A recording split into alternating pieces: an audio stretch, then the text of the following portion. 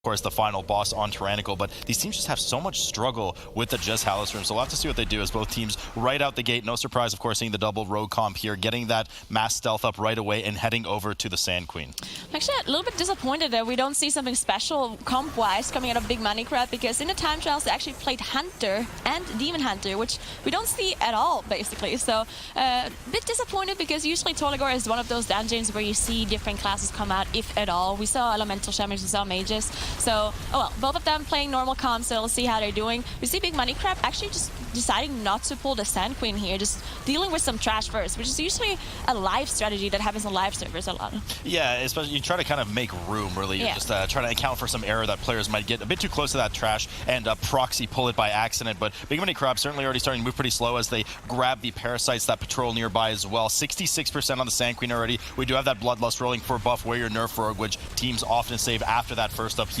Here come this first, the next set of sand traps, as the players do well to group together and make sure that they localize them, making it easier for the tank to pick up, but also minimizing the area that they need. This is really the kind of 3-point strategy that you need to make sure that you don't accidentally pull the crabs that Big Money Crab has dealt with. Yeah, interesting that Big Money Crab is trying to do the trash first, and then they pull the boss, but they still use the Bloodlust at the start. So usually when you don't pull trash on top of the boss, you save your Bloodlust before or after the first upheaval, because the boss, of course, is not attackable while she's borrowed. So usually they want to save the Bloodlust when she comes back up, but Big Money Crab just deciding to use the Bloodlust on pull anyway, while buff Warrior Nerf Rogue already in 20%, of course, since they pulled the boss straight away. Yeah, this kind of really starts to show perhaps some of the experience of the teams that we've seen at the tournaments. I mean, exactly like you're saying, you just waste, I think, about 15 seconds worth of Bloodlust uptime by lusting right as you pull the boss, and that upheaval hits about 20 seconds later. So not working out so well for Big Money Crab as they find themselves 5% on trash right now, only halfway done with the Sand Queen as she hits 50%. Sand Queen about to fall here for buff Warrior Nerf Rogue. 1% now for them as they finally open up the sewer grate, getting ready to move through the jail itself. Yeah, very interesting to see what buff Warrior Nerf Rogue is going to do in this dungeon, because they actually had a very fast time in time trials. Even though they only managed to get third place in time trials, they still had 15 minutes and 9 seconds, which is incredibly fast for a Tol Dagor. So we'll see what they do here. As we can see the Shroud come out, we see some skips, now probably a Shadow Melt, there we go.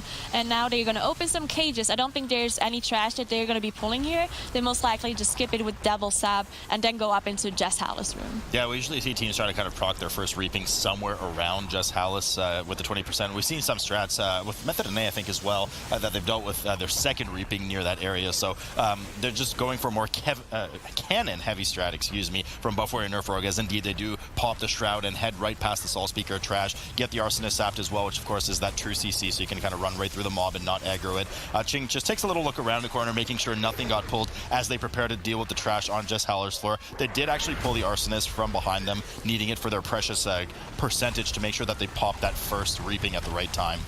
Yeah, so it doesn't look like they're going to be pulling the boss through the wall on the left side, which we've seen sometimes from teams. But I feel like 99% of the time when teams try to do a sneaky strategy, they end up wiping. So buff Warrior Nerf Rogue choosing not to pull the boss here. They just do the trash first. They did have the trinket, the cheat death trinket, actually proc on their warrior, so that's not going to be available for a while. Yeah, that's exactly what I was looking at too. I mean, the very first pull, this is exactly what we talked about right before the map, is the danger of the Salt Blast from those C speakers. And the very first cast went through and immediately demolished Ching on the side of buff Warrior Nerf Rogue, depleting his Bonsomni's Bargain trinkets. Is not going to have that available indeed for 6 minutes, as Nagura mentioned, so just unfortunate use of it as the tank over for Big Money Crab has fallen. I think on purpose, though. He's the one who helped them skip by the trash leading out of the sewers up here to the floor with all the jailed buffs, so they're going to have to go upstairs and then they will likely res him. Now, we've seen some other teams in the West do a similar strategy. The tank just stays dead and you res him 1 to 2 floors up, just because of the vertical nature of the dungeon and the mass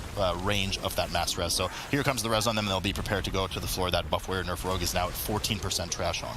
Yeah, so this is one of the only couple of trash packs that teams are going to have to deal with without the cannons, and then you can actually see how difficult it is to deal with those kind of mobs when it's raging. So there we go, the tank goes down. There's just a couple of arsonists and other difficult mobs that just do a lot of tank damage, and then when they all go into raging at the very same time, the dots from the arsonist tick per more damage, the C speakers, all the other casts do more damage. So this is why we see everyone go down here. We see Tomboyo, one of the rogues, actually having a debuff from the arsonist and almost dying there because the arsonist went into raging as well. Yeah, did indeed proc that cheat death, and I guess Ching just didn't get the the taunt on them. Tanks do have, the warrior tanks, excuse me, do have 2 taunts. You can have your regular taunt and then reset it with that heroic leap. So he didn't manage to do that, and the Arsonist did indeed deplete that cheat death on Tomboy. But nonetheless, on they go to Jess Hallis right now, along with that first Reaping Wave, which I've actually seen cause a lot of problems on tank. If they push Jess Hallis to that 70% threshold and the tank gets stuns, they just start to accrue so many of those Reaping Soul stacks on them. But the team does well here to just make sure that they kind of destroy all that trash before pushing Jess Hallis to that second part of the encounter, where he will run around, open all the cages, and the players will join him on the other side of that grate there, and just make sure to line of sight the flashing daggers and get the multiple amount of interrupts needed on the encounter. Yeah, so they did finish off the Reaping Waves right as the boss reached 70%. So well done by Buff Warrior Nerf Rogue.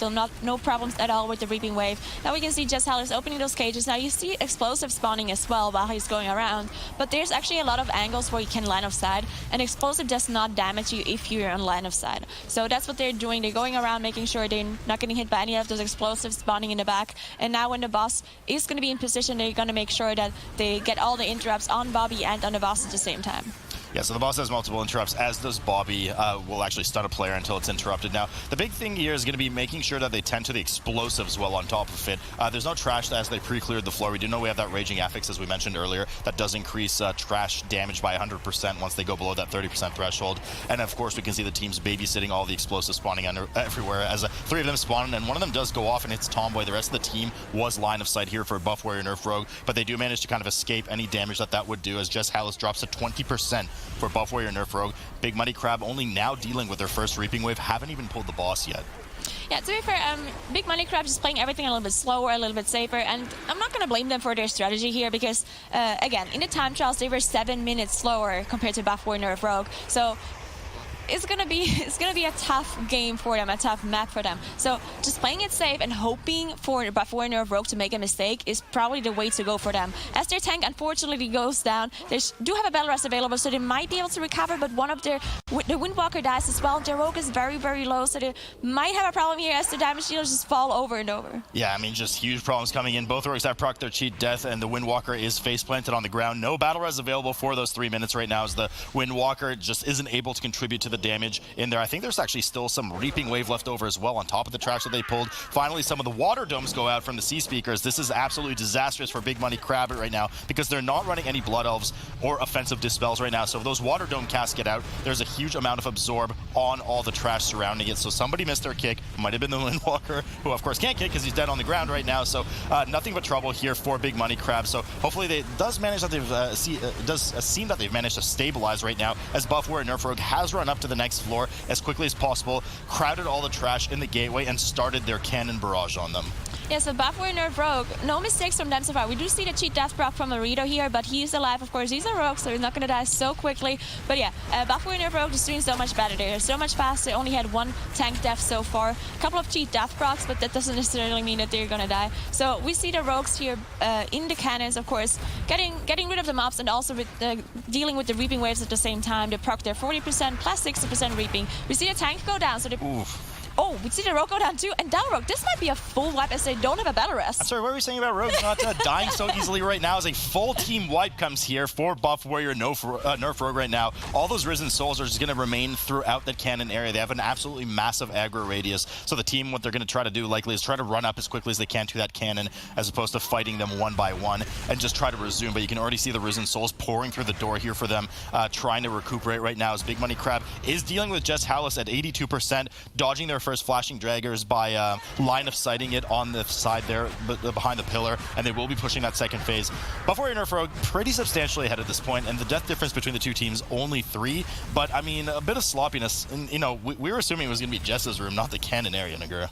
Yeah, definitely. And this is what Big Money Crab is hoping for, right? They want Buff Warrior Nerf Rogue to make those mistakes. And let's be honest, Tol Dagor is one of those dungeons where we've seen a lot of teams have those huge wipes, have a lot of time lost. So Big Money Crab not out of the game here at all. There's definitely more things that Buff Warrior Nerf Rogue can lose time to.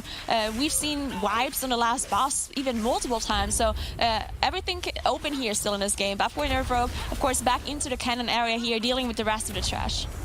73% on the board for Buff Warrior Nerf Rogue, as they will be proccing, I think, their 4th reaping with these 3 mobs, or at least very close to it. They're 74% right now, 76, so they should get the remaining 4% for the 80 from these this officer and, of course, the Marine on the side. So they'll be able to deal with that quite easily, as they're already pre-positioned in the cannon area. Pretty fortunate with explosive spawns, too. They haven't really kind of gotten some of those annoying explosives in the middle of the way as the cannons disrupt the mobs. But the team does spawn the 4th reaping and runs over to the other opposite side corner to make sure that they can start working on the trash leading to the 3rd boss, but also on the left side, allowing the tank to kind of round up all of the reaping together, so that once the trash is dealt with, the cannon can just turn 90 degrees to the left and deal with the grouped up reaping nicely. Big Money Crab now 18% on the board for Jess Howless as they look to line of sight that flashing dagger. Team is healthy, and they look like they will be able to get through that encounter and start heading up to the cannons themselves. Yeah, so explosives is actually kind of a problem here in the cannon area, because if you are in the cannon, you're not immune to damage, so you can get hit by explosives. And the thing is, with those full melee lineups, the melees can't be killing the explosives once the cannon engage them off. So if you get a little bit unlucky, bad RNG, and you have a bunch of explosives spawning, there's not really anyone who can kill the explosives, because if you go close as a melee and killing them, then the cannon can't shoot, or you're gonna die to the cannon. So definitely one thing to watch out for here in this cannon area are the explosives. But Buff Warrior Nerf Rogue are 92%, only have to deal with one more trash pack with the cannons after this boss, and they're already on 75% on Valyria here. Yeah, so Valyria here should be no problem. Now, this fight is pretty mechanically, I don't want to say mechanically sound, because it's not too complex, but certainly more complex than some other fights make it out to be. It does seem easy as the players go through it here, but it's a fight that can spiral out of control very quickly, depending on how well or poorly the barrels are managed. So she will direct her Cinder Flame and various other abilities to these barrels, making them explode and covering a huge portion of the room for area denial. So this is why you see the players kind of grouping them up in a corner. Now, what I don't like from the team right now is they're not pre-moving the boss to the corner. Okay, finally they do that. Good thing I'm on, of course, direct comms with them, telling them to do that. But it's important to do that because she's such a pain in the butt to move. So in a heavy melee comp, if you leave her in the middle of the room and she casts a Cinder Flame, it will cover a huge portion of the room. The players obviously need to get out of that area that's exploding, and so if you don't pre-move her in the corner, she's just going to sit there chain casting, and nobody will have access to DPS her. So well done here by Buff Warrior Nerf Rogue at 30%, as Big Money Crab, I'm not really sure what they're doing. They're still very slow. Did they do the skip with like pulling it to the side and everything? They died. Oh, okay. So that's trying to do the skip. Yeah, the skip's not working out so well for them. Most teams, especially in this kind of race environment, just very aggressively run up to the cannon. They're trying to be a bit fancy here, if you will, and it's really starting to not work out for them. Yeah, so they had a full team wipe coming in, trying to do the skip. I'm not sure if they were basically still in combat. So the rogue was wanted to open the cage. They were still in combat somehow. I'm not sure if someone didn't get the shadow melt off or something else happened. And yeah, they were in combat, so all of them died. They had to reset. Everyone had to release and try everything again. So definitely going to lose a lot of time here. They have to kill some of the trash that they didn't want to kill, that they wanted to skip. So they're going to be behind here, not even in the cannon area yet. While Buff Warrior Nerf Rogue dealt with Valyria, they deal with the last trash here. And let's be honest, if Buff Warrior Nerf Rogue is watching the stream, they know that Big Money Crab is very far behind. So they can just deal with the trashy, they can deal with the reaping wave, they can just make sure everything's fine and then go to the last boss and kill it, and they're going to be fine. Well, I mean, that's a tall task. The last boss is definitely the most dangerous thing here. So we've seen a lot of teams have struggled with Corgus coming up in this tyrannical environment. It's really going to come down to how many doubles of chain explosive blasts they're going to get on the group, leading just immense amount of healings needed from Loda. So hopefully it works out for them. Might not, as the team does rush up right now. They have procced their 5th and final reaping wave, but they will likely shadow meld it off here in the corner. There could be a couple of mobs that leak past them, which they can, as you said, Nigger, just easily cleave down because they're under no pressure right now, as Big Money Crab finally gets up to their cannon area and is only now starting to pull things together. But a lot of damage coming in on their Windwalker right now. 13% health on the board. One of the bleeds goes in as he does fall, and I'm not sure if he pulls something to the side to help them skip and will be res upstairs, but he is down right now. 9 deaths on the board for Big Money Crab, and they won't be able to get him up because he's out of line of... Oh, I thought he was out of line of sight with the battle res, but they do manage to get that up. But once again, no battle res for about 7 minutes now. Yeah, all eyes on Buff Warrior Nerf Rogue as they have their 100% trash and pop their bloodlust here for the last boss, Corgus. Now, they do have one battle rest available to them, but the only player who can't be rest is Loda. Of course, the rest to do it since he's the only one with the battle rest, so they want to make sure that he's the one who survives. Now, this boss, we've talked about it multiple times, a very healing-intensive fight and also RNG heavy. If you do get a lot of double explosive bursts in a row, then you can be in trouble. Yeah, a lot of trouble. As you can see, just one of them took the team so low as the first Deadeye shot goes in. Tomboy eats it for Loader there, just making sure that the healer's able to just sit there and turret healing because you are often knocked back by that Deadeye right now. Next round of explosives goes out, and an explosive itself spawns on the side. Loader dipping sub 50% right now, making sure the group is well hotted, healing over time up, getting them nice and healthy. Big Money Crab having a big struggle here right now as the Windwalker does fall yet again, but they are managing to clean up the rest of the trash here. Overseer Korgus for Buff Warrior Nerf Rogue now sub 50%.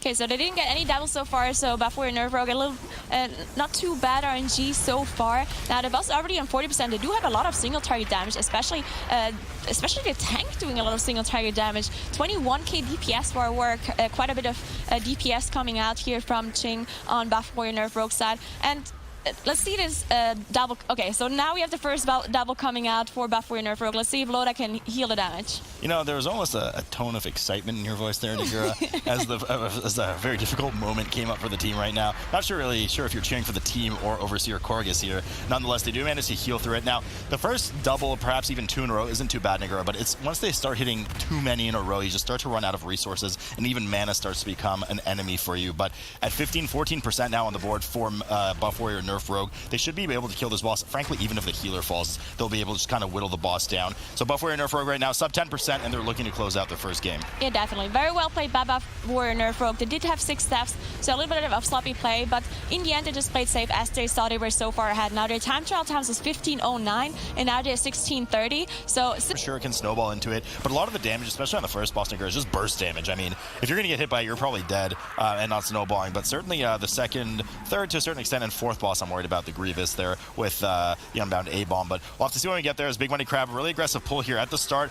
We got ticks, we got maggots, we got everything in there. Huge amounts of damage coming on the group right now. Struggling to heal through it as the HPS just shoots up for Froggy right now, trying to stabilize. Frontal on him as he gets rooted by one of the Headhunters. Unlucky combo there. Really didn't work out for them. Got rooted, and nobody decided to interrupt the frontal on the maggot, so he was stuck in that Rotten Bile chain cast as he was rooted in place. Finally, the Trinket procs here for Tagorian, the tank, and he does go down. Big Papa follows suit. Rogues have not yet procced their cheat death, but there goes Rick Axe's cheat death and Malarkey as well as they're about to fall. So huge slop fest coming in here from Big Money Crab off the pull as Buff Warrior Nerf Rogue has not only not popped their Bloodlust, they're 12% on the board and have dealt with their first pull.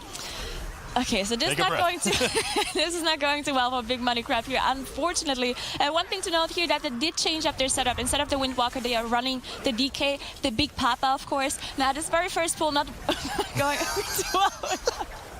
They didn't pop their Bloodlust. Maybe that was the mistake. Maybe they should have used their Bloodlust to make sure they down this first pull here. Now, one thing to note, though, that the Mega Cast, that's really not something that should be going through. You can't really blame the healer here for dying to that frontal, because that Mega Cast should be interrupted by probably one of the rogues. Yeah, I mean, usually just one rogue can cover it. They have 2 of them there, so they were just too distracted doing whatever they were doing, just huge amounts of damage, I suppose, in the meantime, and then just kind of lost sight of what was going on, or it wasn't communicated properly. I mean, poor Froggy probably saw his life flashing before his eyes. He was rooted. He saw the entire Rotten Bile cast going through it. He was just yelling at them to do something, or maybe he wasn't, and that's part of the problem. But as we've seen with other teams here, Buff Warrior Nerf Rogue has procced their first Reaping and have headed over to Elderly Axa right now. First Spell Reflect in there well from Ching BB, making sure that they get as much of that damage reflected back onto the boss as possible as the first Reaping Wave parades in on the team right now, and they're gonna have to do really well not only to dodge the Shadow Smashes, but we do have that first Blood Effigy spawning here, so interrupts have to be on point. Yes, definitely, especially when the whole Reaping Wave is around here. And of course, all of those interrupts are melee interrupts. You don't have any range kick coming through from these teams. So if you have a Smash spawning underground or a Green Pool spawning and you need to interrupt the boss or the effigy at the same time, you definitely want to make sure you have something ready to do so anyway. Because if one of those Blood Bowls gets through, that's definitely going to be deadly for the tank if he doesn't have a big cooldown ready or something like Spell Reflect, of course. Yes, the Tormented Soul just left there on the side right now as Liax is at 33%, so really masterfully done here by Buff Warrior Nerf Rogue. Only 1 death on the board, so a bit of a scattered death, but they have managed to well deal with their first Reaping Wave, deal with the Blood Effigy as well, not let a single cast go through, and they will be downing the boss here in a moment. Probably going to have 1 more Blood Mirror cast. Yep, and there it is for them right now. They could probably just interrupt the ad on the side and finish the fight up on the boss, which is what looks like they're going to do, especially if they time a good Spell Reflect from the boss. Big Money Crab making the big money plays here as well as they proc their first Reaping and head over to Liax as well. First Blood Effigy is down, so hopefully they can clean it up compared to the first pull that we saw. About 13 seconds left on their Bloodlust right now as the Reaping does start to fall. Interrupts seem to be well handled at the moment by the team. Yeah, Big Money Crab definitely has an opportunity to get back into the game here. We've seen Unholy DKs be played a lot in this dungeon here in general, so we might see some greater pulls later on in the dungeon just because of this DK. But one thing to note as well, good on them that they're actually going to do bigger pulls here. They're pulling the Reaping on top of the boss. They did a very huge first pull, even if it didn't work out that well for them. But they're risking things compared to the Tol Dagor, where they're just playing everything slowly and safe. And this time around, in this Underrot, they're actually risking some things and doing bigger pulls. Yeah, they're risking things and doing bigger pulls, but they're doing it sloppily, unfortunately. I mean, they have had 0 deaths on the board during this pull, but once one of the Lost Souls died, the green swirlies went out, those hand swirlies, and both Rogues and the Warrior were hit by it, which does a fair bit of damage, but also debuffs you for that 30-second 10% damage decrease. They didn't have any cloaks available, so the players were just stuck doing less damage for really just a silly reason. 19% now for Elderly Axa as the second Blood Mirror cast will, or the next Blood Mirror cast will be casting soon. And Buff Warrior Nerf Rogue now in Kragmaw's room. Now this is the room we said was going to be very dangerous, especially with teaming. A lot of babysitting needed here with that teaming affix, especially if you pull some of the Swarmers. Yeah, so the one reason why this comp is so good for this room specifically is because you have 2 Rogues. Now, 2 Rogues are just so good for a lot of mobs here. You need to interrupt the Maggot's frontal, which we've seen the rest of Druid in Big Money Crab die to earlier. And then you also have a lot of other abilities that need to be interrupted. You have the Blood Swarmer who fixates, who needs to be stunned if the player that is fixated is in danger of dying. You also need to interrupt the Lashers, and you need to interrupt a bunch of other casts. So the Rogues just have so many interrupts, so many single target stuns, and other abilities like Gouge to interrupt those kind of casts, that they just shine in this kind of area. You can see just how much damage those Swarmers do, as well as Tomboy was just chunking in health there from those shadow hits in as he was fixated. A lot of damage on the tank as well. Ching, of course, backing it up there, making sure to stay out of range of the mobs when he's starting to dip too low, as Loda had to pay attention not only to the tank, but also the fixated target from the Swarmer. Big Money Crab has as well moved into Kragmaw's room, doing their own fairly large pull here. Not as much damage as I would have hoped coming out of that Unholy DK right now. Is actually below one of the Rogues, who themselves are doing a fair bit of damage as they clean up the rest of these ooey gooeys, pull another Maggot and one of the Swarmers in as well, making sure to tend to it before it fixates. A lot of damage coming in on the tank, though. Does not have that Bon Zombie's Trinket bargain available, as he does do an Intimidating Shout. Might be running the trade, of course, to get that Absorb with that Intimidating Shout, so could have used it defensively there or as an interrupt, but nonetheless, they do manage to stabilize, as Buff Warrior Nerf right now has pulled another Swarmer, a ton of mobs, and definitely, I'm pretty sure we'll be proccing their 3rd Reaping Wave here. Yeah, we'll see what they decide to do with the Reaping Wave. Usually we see the Reaping Wave be pulled on more trash or be pulled on top of the boss. Now, Buff Warrior Nerf Rogue just has to finish up those last Living Rots. Usually the Living Rots are the least dangerous mobs here, but they do have the most HP, so that's why they usually die last. But Buff Warrior Nerf Rogue are engaging Kragmaw here with their 60% Reaping Wave. They don't have their Bloodlust available to them, and as I mentioned earlier, this is one of those bosses that is pretty scary on a tyrannical setting, especially if you have Grievous. But let's see how Buff Warrior Nerf Rogue deals with this fight. Yeah, so doing well to dispel all of those Reaping stacks from the Risen Souls on top of the tank right now, as they all pretty much finish off the rest of the Reaping and run over through one of Kragmaw's charges right now to stomp the ticks. We do know, of course, Kragmaw's 3 abilities do spawn little ticks that you need to stomp before they turn into full-fledged adds that, well, of course, deal a ton of damage to the tank and explode on death, dealing shadow damage to the group. Last thing you want in this Grievous environment with Tantrum coming up, which, speaking of, is about to come up right now. So the healer needs to usually well prepare for this. The problem is the group's very spread out. You can't really get an effective Efflorescence since all the group, because they're just running all over the place dealing with ticks. So let's see how Loda handles it right now. Yeah, and one problem as well is once the Tantrum damage is over, the healer still needs to heal up the people to full HP just to get rid of the Grievous. But when the Tantrum is over, the tank will immediately get damage from the boss and drop very low. So the healer can't really focus completely on the tank damage, because the tank will also be low from the Tantrum. He needs to heal up his group to make sure to get rid of those Grievous stacks. So definitely want to keep an eye on the tank's HP right after the Tantrum, see how the healers are handling with this. And usually Prod Warriors are not the best for Grievous, because they don't have that much self-healing compared to other tanks like Blood DKs or something like that. So once they drop to those 4 stacks of Grievous, they do have a hard time to get rid of them if the healer doesn't spam a lot of healing onto them. Yeah, they actually pretty much have 0 self-healing outside of kind of try to ease some of the damage with that Ignore Pain, but they have no way to effectively raise their health without those Victory Rush procs, which are just not available here. There's no other adds around that they're killing. There's no Reaping, nothing. So Ching dropping to that 2 stack right now, 33% he started getting meleeed by the boss. Now, one of the little takes, unfortunately, did spawn on the side side. They did miss that stomp. Shouldn't be too big of a deal for them as he does back up for the indigestion, making sure not to get hit by it, charging back in as we've seen most of the tanks this tournament do. You can't eat the hit to the face, but there's really no reason to. It's just a huge amount of that shadow damage coming in. 32% on the board for them and 62% trash as the next Tantrum wave goes on. Big Money Crab, just like the last map, had a bit of a hiccup at the start, but slow and steady are trying to catch up as they've hit 54% on trash and will be proccing their third reaping soon.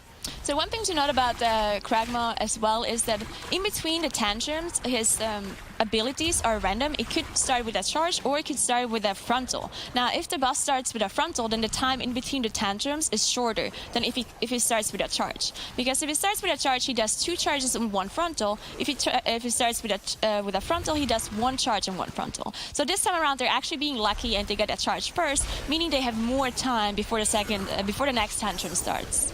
Yeah, and certainly just more time to DPS and not have to worry about anybody dying or tick spawning or stomping. So fortunate working out for them. And you know, they were pretty fortunate in the last map with Corgus as well, even though we were in that fortified environment. I think they only had 1 double on Tol Dagor. So it seems that the luck aura is with them today as Kragma is about to fall here at 1%, and they will be rushing over to, of course, get started on the Guardian packs along with the pasta factory, as we call it, with the nope ropes and the hazard spaghettis. Okay.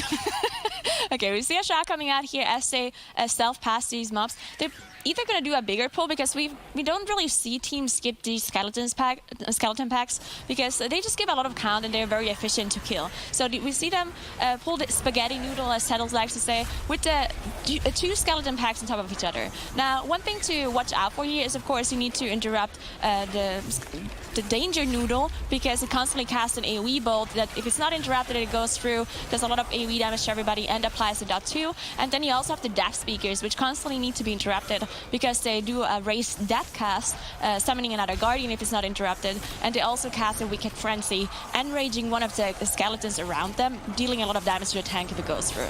Yeah, it's something you spell reflect, of course, with that prot or dispel, but it's just, and soothe it, not to mention as well on the rest of Druid. So certainly something that this comp particularly can handle well, but there's just no reason to stress the healer or the tank out if they can just easily interrupt it with gouges, stuns, etc., disorients, whatever they may have. Buff Warrior, Nerf Rogue now up to 72% trash as they look to try and complete their 80% in order to pull it into Spore Caller Zoncha, the 3rd boss of the dungeon. Big Money Crab, still slow and steady, has proc their 3rd reaping and is working on Kragma themselves right now as it hits the 60% mark. Yeah, so so we see 1 death coming in for Big Money Crab as they did proc, as they are fighting on Kragma here. They do have a battle rest ready for them, so they did recover here as Big Papa going down, unfortunately. So Buff Warrior, Nerf Rogue, proc their Reaping Wave, and they're engaging Spore Caller here. Now, this is actually a pretty difficult pull as there's so many things going on at the very same time. Spore Caller does do a lot of tank damage, and on top of that, you also have the Reaping mobs that you need to tank, and you have all those area of denial effects spawning from the Reaping mobs. So this is definitely a dangerous moment here for Buff Warrior Nerf Rogue. This is just a kind of a nightmare here for Big Money Crab right now. The tank is just not picking up the ticks that they've spawned by not stomping them, and then just keep chewing into the Big Papa. And I do want to for you to notice, Nigger, it's not Big Papa, it's the Big Papa. He's the biggest Papa of them all right now, and he had the biggest deaths of them all too, as they did have to use the battle res on him. But yeah, I mean, just really sloppy play from the tank. I mean, unfortunately the team, didn't clean up the ticks, but he's just letting it melee on Big Papa right there, accruing those Grievous stacks as well. Just made it a nightmare for the healer to heal through as they do start the next round of Tantrum right now, 40% on the board. Buff Warrior Nerf Rogue, though, here on the main screen, of course, not to be forgotten, 64% right now, have, as we've seen other teams do, dealt very well with their 4th reaping and are chewing through Spore Caller Zoncha. Yeah, Buff Warrior Nerf Rogue did a very good job to deal with the Reaping Wave here and Spore Caller as well. Now, one thing to note here on Spore Caller, especially if they run a setup like Buff Warrior Nerf Rogue is running, then it really should not be a big deal to deal with the main mechanic, which is the mushrooms, because you just have double cloak to soak any of the mushrooms in case you didn't manage to soak it with the upheaval or the shockwave, and then you also have a disease dispel by the Windwalker monk. So in case you run out of immunities, you can just have a dispel from the Windwalker come in, which he doesn't even use because it's a global, I guess. You don't want to lose some of that damage. A team doing well to move around in this small space where you don't really have much room to move around. Now, we do see, of course, the Festering Harvest cast here from Spore Caller Zoncha again at 100%, finally clearing the room, or making sure that players clear the room, and the tank moving just slightly away as he does still melee during that cast deceivingly. So you can actually get smacked pretty easily as the tank. Upheaval doing well there by Morito Dwarf to make sure that he starts cleaning the next next wave of mushrooms. They'll probably have at least one more. Ching, though, eating some of the mushrooms to the face right now and just can't get out of this 4-stack of Grievous. Finally gets healed over that 90% threshold from Lota and turns the boss again so that he can get another shockwave cast into some of the mushrooms. 5% here on Kragmaw. Big Money Crab is about to finish with that boss and move on to the Guardians themselves. Yeah, they actually very well done by Froggy here, as he did have his Innervate ready again. He used it as a very first tantrum, and now he got it back up for the very last tantrum here because he was completely out of mana. So if he didn't time his Innervate correctly here and to actually get off 2 Innervates, he probably wasn't able to heal this last tantrum. So well done by the rest of it here by Big Money Crab, as Buff Winner Rogue is about to kill Sporkal Essentia. You know, I kind of feel for Froggy there because I was watching them while you were just casting there for Zancha, and every time he put an Efflorescence down, the team would just move right out of it within 2 seconds, and he kept putting it down and they kept moving right out of it.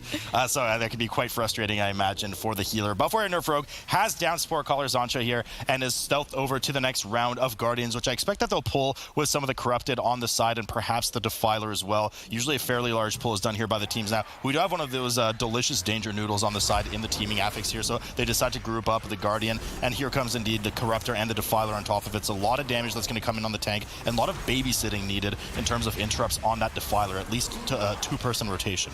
Yeah, that's a fairly difficult pull.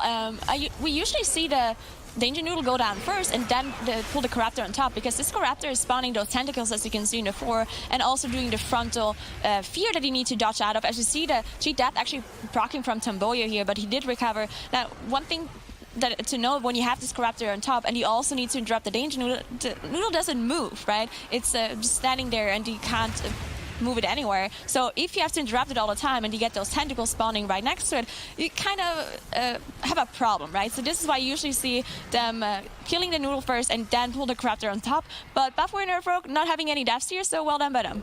Yeah, I mean, I hope you've never eaten pasta on a dish that started to move by itself on your plate. That would be really scary. So it makes sense that these Danger Noodles are rooted in place in the game right now. Buffware Nerf Rogue is at 94%. We're in a teaming environment, though, let's not forget, which means more trash present in the dungeon, and you need to kill more trash to reach that 100. So not sure if they're actually going to hit 100 with the first Danger Noodle plus these 2 Corruptors here. I think they'll have to pull it over to the second one just because of the smaller trash count that you get. But we'll see here as a nice combo of Ursula's Vortex with Typhoon comes out of Lota there just to interrupt that maddening gaze from these Corruptors right now so the players don't get hit. And the team does well to move over from those tentacles, the Ayaya tentacles that spawn from the Abyssal Reach, so that you don't get slapped in the face with an immense amount of shadow damage. Something that actually contributed to Tomboy's cheat death proc earlier in the pack they just did. 95% on the board for them. They've dealt with the Danger Noodle, are about to kill the 2 Corruptors. They haven't moved over to the Noodle up the hill as well, so I guess these are the final 2 that they need. Big Money Crab, 80% dealing with their Reaping on top of Zancha as well. Yeah, Buffware Nerf Rogue proccing their Reaping Wave here 100%, as they need to wait until this door opens and then they can go down to the last boss room. The Reaping will teleport on top of them, so they will most likely pull the wave on top of the boss as to do save their Bloodlust as well for this very moment. Now, in theory, they could just play it safe and kill the Reaping by itself and then engage with the boss because they are so far ahead. But Buffware Nerf Rogue does not care, and they are engaging the boss and using the Bloodlust as well. Yep, they're just chewing through all these Lost Souls coming in, so a lot of tank version of ads from this Reaping Wave just by virtue of the type of mob that existed in this final Reaping Wave that they've procced. On Mamba Abomination, as we mentioned in previous weeks, of course, you don't see that health decreasing. That's because the damage he takes actually increases his energy bar, and when he reaches 100 energy, you will spawn those 2 small blood effigies on the side. Each one you kill will deplete 1/6 of the boss's health, so once you chew through 3 waves of 2, you will be able to finish the encounter here, as Titan Keeper Hezrel will kind of aid you, getting you this holy ore on the ground that gets rid of the damage over time stacks that you accrue throughout the fight, and of course will help to kill those blood vestiges very easily as well. Yeah, so this is one of those fights where you do get quite a bit of AoE damage because of those dots, as you mentioned, damage over time effects on the group. And on top of that, you also have Grievous, which makes this fight a little bit more difficult. But we see Lota dealing with it pretty well so far, and he also managed to get a little bit of damage hit in cat form as he did more than 20k DPS earlier, so very well done by Lota here, keeping everyone alive and also managing to do some damage on top of that. And as you can see, the Trank actually coming out here. Now, one thing you need to note here is that you want to definitely stack up whenever you see this circle going out here, just to get rid of those stacks. Now, the stacks are magic, so in theory you can dispel them, but the dispel has a cooldown, so you definitely just want to make sure you make use of the zone. And just cost a bunch of mana that you unnecessarily need to use. Another important thing to note is that the Warrior is substantially above everybody else's damage in the group right now, just taking advantage of that huge amount of Thunderclap plus plus the haste scaling that they get from the bloodlust damage coming in with the mobs of the 5th Reaping Wave. So crazy amounts of damage that the Prot Warriors do. One of the main reasons you really see them so popular here. They're just able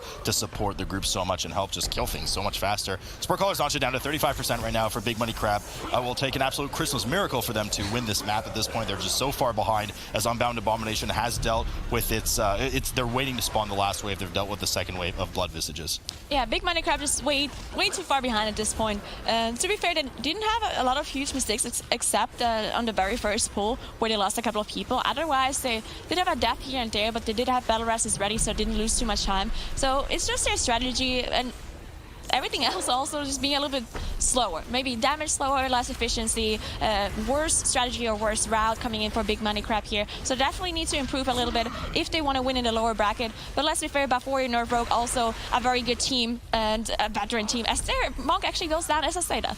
Yeah, you gotta stop saying those things. Otherwise, it's gonna cost Team Des. Windwalker does go down, but no problem. They do have the battle reses available. And finally, Unbound Abomination goes down here as really, the most difficult of them all is this first pull that teams do, combining Ticks, Maggots, the Matron, Headhunters on top of it. We saw this go disastrous in the last series. Yeah, just making sure that you do get an interrupt on that Maggot is actually very important, just because we did actually see the Resto Druid go down in the previous match. And then just making sure that you do shift that route that we did see from the Headhunter is just very important in terms of like how you end up positioning around the pack. Obviously, the Blood Matron does also have that frontal cone ability, so making sure that you end up being positioned in a way that allows you to not only have the mobs grouped up the whole entire time, but allows you to not end up getting like one shot by like the frontal cleave is actually very important, as we actually do see Black Mamba DPSing down that pack incredibly quickly. Yeah, incredibly quickly. I mean, that was a juicy amount of DPS. They just shoot through that, kind of slice through it like warm butter, and have moved down to the next Matron pack, patrolling the bridge right before the mass pack that most teams on live tend to skip. We've seen different strats come out of teams here, whether or not you shroud it. We'll see what these two teams want to do. But Black Mamba now at 12% on the board as they're dealing with their Matron pack. Accompany has actually moved past it and gotten everything over straight to the mask. They're combining the Matron plus the mask right now, a bit more aggressive here than the Black Mamba side. Yeah, but they ended up CCing one of the Blood Priests, so they didn't end up having to deal with two Blood Priests at the same time, just forcing their kicks overall. It would actually have been like super scary in terms of how many kicks they do end up needing to be able to coordinate on the side of Accompany if they did have two Blood Priests, which is actually why you did see one of them getting blinded.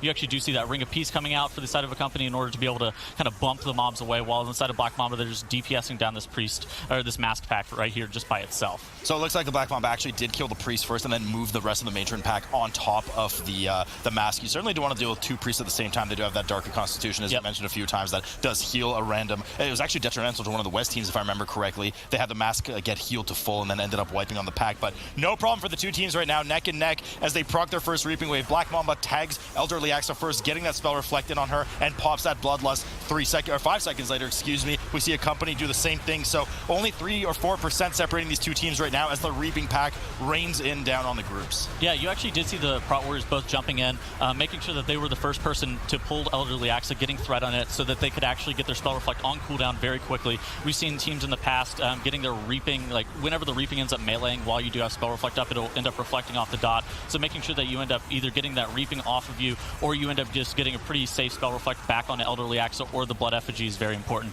As you do see here on the side of Accompany and Black Mamba, they end up DPSing down all that Reaping there, as the last couple Reaping mobs do end up dying on both sides. Yeah, AoE on the side of Accompany was actually a fair bit stronger than the side of Black Mamba. We see the raw damage coming out of the Rogues and even the Windwalker, compared to really only the tank on the side of Black Mamba out DPS the one on the side of Accompany on the left side there. So interesting to see. But Black Mamba has actually pulled further and further ahead in terms of single target damage. There was about a 4% difference between the bosses. Now we're looking at a 10% difference on the side of Black Mamba right now. I don't think they've had access to their second cooldowns yet. Certainly not the 2-minute ones by now. I mean, this boss is absolutely melted for them, as the second Blood Effigy does spawn here for Black Mamba, doing well to interrupt it. It does as much damage with its abilities as the main boss, Elderly Axa, and it is a tyrannical setting, so those Blood Bolts can almost actually nearly one-shot a tank, not to mention, of course, a lot of the burst coming out on the group. Yeah, they actually do normally do a really good job of making sure that the Blood Bolt from the Effigy does end up getting spell reflected. That'll end up doing about 50 to 60-ish% of the Blood Effigy's health, just depending on like the dungeon level or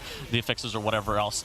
So it'll end up doing a pretty sizable amount, as Black Mamba does end up downing Elderly Axa, and they're making their way towards the Kragmaw room, which has been the pivotal point for a lot of teams that we've seen in many regions. Just how you end up pathing through the Kragmaw room, how safe you want to end up pulling with relation to like how you end up dealing with all the lashers and the Feral Blood Bloodswarmers is important as Accompany also makes their way there. Yeah, Black Mamba doesn't care as Wong jumps in and grabs about half the room here. There's 2 Feral Bloodswarmers. We've mentioned a million times just how dangerous these are as they fixate random players. We can see one fixate, of course, on their Resto Druid and one on blue, the Windwalker Monk. Now, they will hit for a fairly large amount of shadow damage. Keep in mind, we're on the teaming affix, so this room becomes even more difficult because there's a ton more trash present that the players need to chew through to get to that 60% third Reaping Wave, which I presume that they will likely pull into Crag Mob. We've seen defensive Ring of Peace going down here from blue on the side of Black Mamba just to help Wong with some of the incoming damage, make sure that they don't have an early wipe. Accompany following suit, though, with an equally large pull. I'm not sure if they pulled 2 Bloodstormers, just kind of peeked over at the side, but both teams quite stable. Second Reaping has procced here for Black Mamba as they prepare to combine it with some more trash. That was actually a really good job of Black Mamba, end up proccing their second Reaping there. While that pack might have looked pretty big, it was actually just a lot of Living Rots, which end up not doing a ton. Obviously, the double Feral Bloodswarmer is pretty scary, and making sure that you get kicks on the Disease Lasher can be kind of trivial in case somebody ends up getting stunned, but making sure that you actually just pull a sizable amount is important. But those Living Rots, they don't end up actually doing a ton. They just kind of put goop on the ground that you end up having to move out of, but overall it's not something that's super deadly, as Accompany also procs their second Reaping there.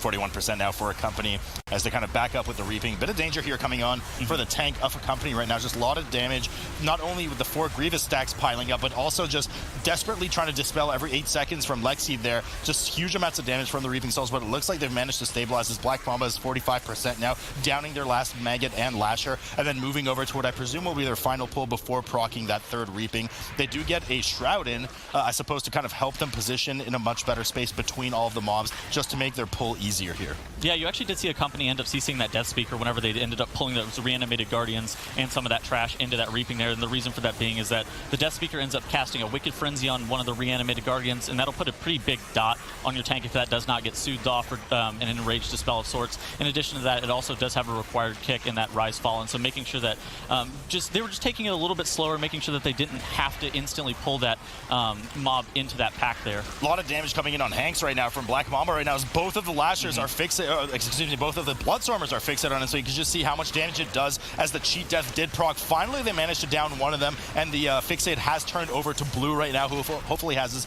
own set of defensives ready just in case it gets out of hand, but they managed to down it. Also, I misspoke. I said Shroud, but it was actually the Rogue. I thought it was the Warrior that was stealth running around. I was like, Warriors don't have stealth and they can run around, so I thought they Shrouded, but indeed it was the Rogue.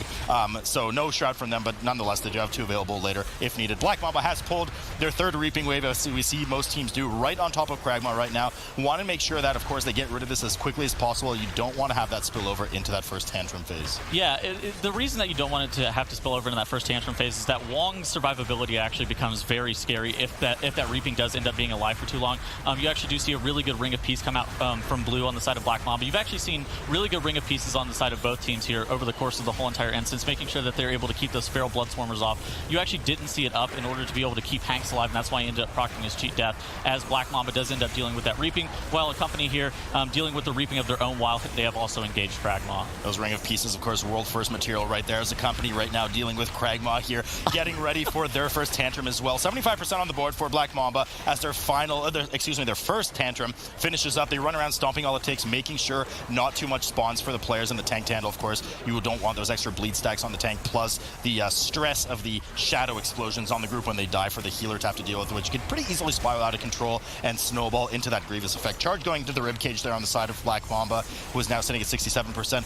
Accompany not too far behind, but I mean, both teams having actually a quite aggressive, clean run, so it's really fun to see from both of them, but Accompany just can't seem to close this 8-ish% gap on the boss. Yeah, it's definitely something that we're going to be looking to see. In addition to that, we're also going to be just kind of trying to gauge where they end up using their Bloodlust as they both come up in about 4 minutes. We've seen a couple of different strategies for Bloodlust in the instances, whether or not it's using it on the Defilers with Sporecaller Zancha, the third boss of the instance, or using it on the Reaping with Unbound Abomination, the final boss in the instance. So maybe one of the teams will end up having a little bit different of a strategy in terms of how they end up using Bloodlust and ending up just like making a gap a little bit bigger or even closing the gap on the side of a company. But overall, for two teams that are trying to battle for this third or fourth place spot so they can make it to the land, this is something that we definitely want to see out of both teams. Yeah, really clean, and you know, it was something we kind of harped on a bit earlier with their inconsistent play coming out of these two teams, and so far they've had a brilliant start on their first map here in the Underrot as Accompany's dealing dealing with their next tantrum right now. Pulsing the group sub 50%. Lexi making sure to heal everyone back up above that 90% threshold, wanting to get rid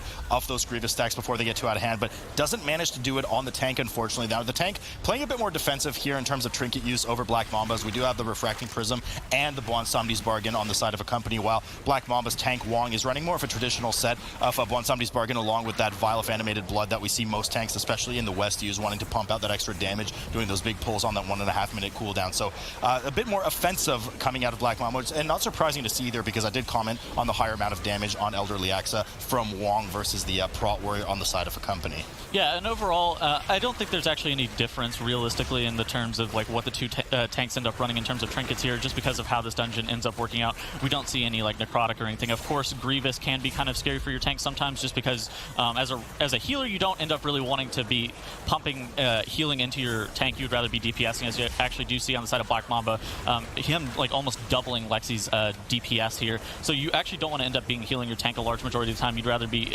spending your damage globals a little bit more efficiently dealing DPS. But overall, Prot Warrior obviously so tanky. Yeah, but that's what I'm saying. The numbers just aren't adding up for Accompany right now. Their tank is playing more defensive trinket. Lexi's outputting more healing as a result. The tank is doing less damage than the side of Wong. I mean, just look at the numbers. It makes sense that now this is an almost 10% gap for Black Mamba as they down the boss. Now, Accompany did manage to close the gap a bit there at the end. Probably some cooldowns have come up, but Black Mamba once again finishing the boss first, just like with Elderly Axa, starting to head over to the Guardians, and of course the Pasta Factory, Tettles, your favorite place in the world in this dungeon, as of course these Hazard Spaghettis, Danger Noodles, and or Nope Ropes are being prepared to pull to make sure that you interrupt their Death Bolt. They are rooted in the ground, so you have to effectively and efficiently pull trash to them if you want to deal with them. Yeah, we actually have seen Accompany dealing with some of the trash a little bit ahead of Black Mamba, as Black Mamba looks like they're going to end up doing a little bit bigger of a pull with the Animated Guardians and the Death Speakers here. While on the side of Accompany, they're going to end up doing a different pull. I think Black Mamba's going to end up pulling both packs of those Reanimated Guardians and Death Speakers here, while on the side of Accompany here, you end up seeing them pulling it into the Defiler and double Death Speaker pack. Yeah, the two packs are always better than one in terms of efficiency right now. A lot of damage coming in for Black Mamba, and of course we do see the debuff from the from the Enraged, of course, coming on those Guardians on Wong right now. There's no Dispel at all coming out of the Resto Druid for Black Mamba, so Wong just kind of eats that to the face. They do kind of just start to cleave everything down as he desperately runs away and getting ready to pull the double Defilers in front of Spore Color Zancha. We do know that those in teaming are joined by a Death Speaker, so once you kill these three mobs, they will have access and proc their fourth Reaping, which teams often combine with Spore Color Zancha. Now, we've actually seen even more aggressive versions of this pull right now, where they actually grab these on top of Zancha, cleave them down with Zancha, and then cleave the fourth Reaping Wave on top of that. So they're playing it just a bit safer than we've seen some of the Western teams do. Accompany, of course, has heard my calling right now and has moved over and pulled both of the Defilers on top of Zancha. They think that the Death Speaker is just a bit too much to deal with, so they have blinded it on the side and will deal with it after the two Defilers are dead. Yeah, that Raise Dead cast for the Death Speaker, of course, a mandatory kick where you actually do need to rotate all of your kicks on these two Defilers here. I do love this pull by Accompany. This is how they end up getting back in the match. They're getting efficient cleave on Spore Color Zancha and ends up pulling that boss about 10% quicker than the side of Black Mamba. Black Mamba ending up popping their Bloodlust here as they do end up proccing their Reaping, and Lexi ends up going down the side of Accompany. Yeah, Lexi eats the Shockwave here from the front of Spore Color Zancha, so unfortunately the tank just pointed it a bit too far to the left, or Lexi didn't move out of the way, but they realized the danger immediately and run out of the area, immediately resetting the boss. The problem is we have the blinded mob on the side, so the team looks like a shadow meld in order to get out of combat and be able to raise Lexi. So any advantage they have with the 10% on Spore Color Zancha is gone. It's completely down the drain. Any any cooldowns they popped, anything. Fortunately, they did not commit the Bloodlust that Black Mamba has committed in order to get their fourth Reaping Wave down. So they're now at 74% on Spore Color Zancha, just getting further and further ahead. Accompany hasn't even proc their Reaping Wave because they had the CC'd, the crowd controlled Death Speaker on the side, and they're going at it again now. Yeah, I spoke too soon, I guess. For Accompany, that should have been what propelled them to be pulling ahead of Black Mamba this dungeon. Just them pulling those two Defilers into Spore Color Zancha gave them the lead that they had not had over the course of the whole dungeon, and Lexi just ends up going down here. Now, as Black Mamba is about 30-ish% ahead of Accompany, as Accompany has pocked their Bloodlust here, dealing with just the Death Speaker and Spore Color Zancha overall. I don't know if I love this Bloodlust timing, just because you end up DPSing down just the Death Speaker with Spore Color Zancha. It does kind of make a little bit of sense, but you're going to have that Reaping trickling in just a couple more seconds, though. Yeah, sure. By the time the RP, the role-playing of the Reaping happens and the Death Speaker dies, I mean, they have 5 seconds of Bloodlust right now. By the time it gets to them, their Bloodlust is pretty much gone. So, indeed, not the best of timings right now, as Ixel takes just a bit of damage from that upheaval on the side there. A fair bit of damage, actually. Almost procs that cheat death. One disease stacked attack on the Windwalker right now as finally Sporecaller's Zansha does do its first Festering Harvest for the Team Company right now on their second pull, cleaving down the Reaping. Oh, actually, they've not procced the Reaping. Get the Reaping. I was just speaking freely, and then I looked over, and they're actually in 79%, so I think that's a bit of a misplay on their part, because certainly very efficient to deal with your 4th Reaping on top of the boss, so not sure where they missed their count, but Black Mamba did not make that mistake. Already dealt with their 4th Reaping and is at 25% on Zansha. Yeah, I don't know overall where they should have gotten the count, but if they were end up doing this clean and Lexi doesn't end up going down, they would have 100% have wanted their Reaping on top of Sporecaller Zansha there. On the side of Black Mamba here, they're getting a Sporecaller Zansha down to about 15-ish%. They're going to be making their way through the instance, doing a little bit more of a normalized pull pattern that we've seen from a lot of the Western Cup teams, while Accompany here with a 79%. We hammer home all the time how important it is to pull Reaping into other like trash mobs or bosses just because of how efficient the cleave is. So seeing Accompany here taking maybe a little bit more safer of an approach, maybe they accidentally miscalculated the count somewhere, is actually very concerning.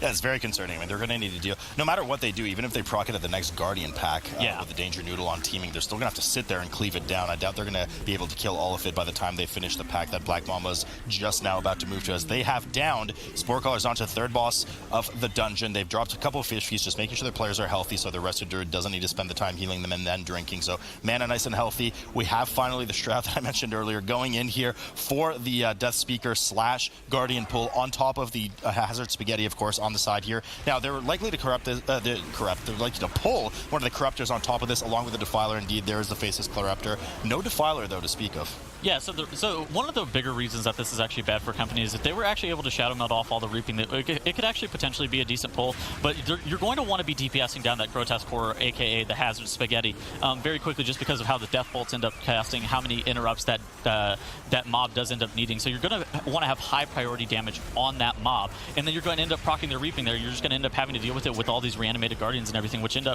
end up actually putting your tank in actually a pretty dangerous situation. Yeah, I mean, things can get very out of hand, especially if those frenzies go through too many of them. I mean, you only have so many Spell Reflects and Dispels available available from the rest of Druid Prompt Warrior combination. Eventually, you're just going to run out of gas. So let's see exactly what a company does here as they do start their pull. They're actually not pulling the Nope Rope on the side there, so they're tanking it just independently of that. Haven't even pulled any of the Corruptors on top of it, so fairly modest pull compared to what Black Mamba is doing. Not exactly what you're expecting out of the team that is now behind. Yeah, but they're still nuking down this Defiler, so even if they did want to Shadow Meld off this whole entire 4th Reaping set that they're getting right here, they're not actually able to. As on the side of Black Mamba here, they're getting 92%. They're going to be killing this Faceless Corruptor, and then they're going to be making their way. They're probably going to end up shrouding towards that entrance to Unbound Abomination here, as you actually do see them doing that right now. Yeah, so Black Mamba will have to deal with the final 2 Corruptors here, and they're going to drag it on top of one of the Gloom Horrors just up the hill.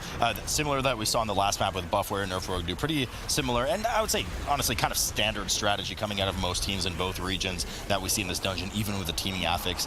We commented earlier on how some affixes can very drastically change your routing through dungeons. Teaming in this dungeon specifically is not one of them, but Black Mamba having a bit of difficulty here as their healer goes down. The only battle res available for them, 96% right now, as the Gloom Horror is dead, but Wong is starting to accrue all of those stacks of Grievous. Warriors do not have any heal for themselves right now. Doesn't have any Victory Rush procs as he runs away, pops Rallying Cry, just doing anything he can to desperately stay alive as the Grievous starts to take him down. Blue's gonna have to play a bit of support here. He needs to get some of those Vivifies in the tank right now as he keeps running away and outranging him, pouring the Vivifies in as much as his energy can handle right now as the 2 rogues look to clean up the horrors, but just so much damage as the final maddening gaze comes in. Everything going Wong here as the tank goes down and they're not able to res him. The rogues are desperately trying to finish this off. The problem is, even if they finish off that second Corruptor Tettles, they're going to proc their 5th Reaping Wave.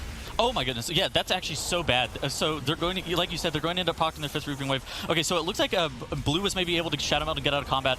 They ended, or actually, the healer. Yeah, their healer ended up running back all the way from Sporecaller Zansha's room, and then making it all the way back here. Ended up battle resing Wong, making sure that he's available, and then they're going to be pulling this Reaping into Unbound Abomination. So they end up being able to salvage that. That was actually very scary on the side of Black Mamba there. But Accompany here, they are at 94%. They're actually trying to battle their way back, so they're definitely counting on Black Mamba in order to be able to make a little bit bigger of a mistake.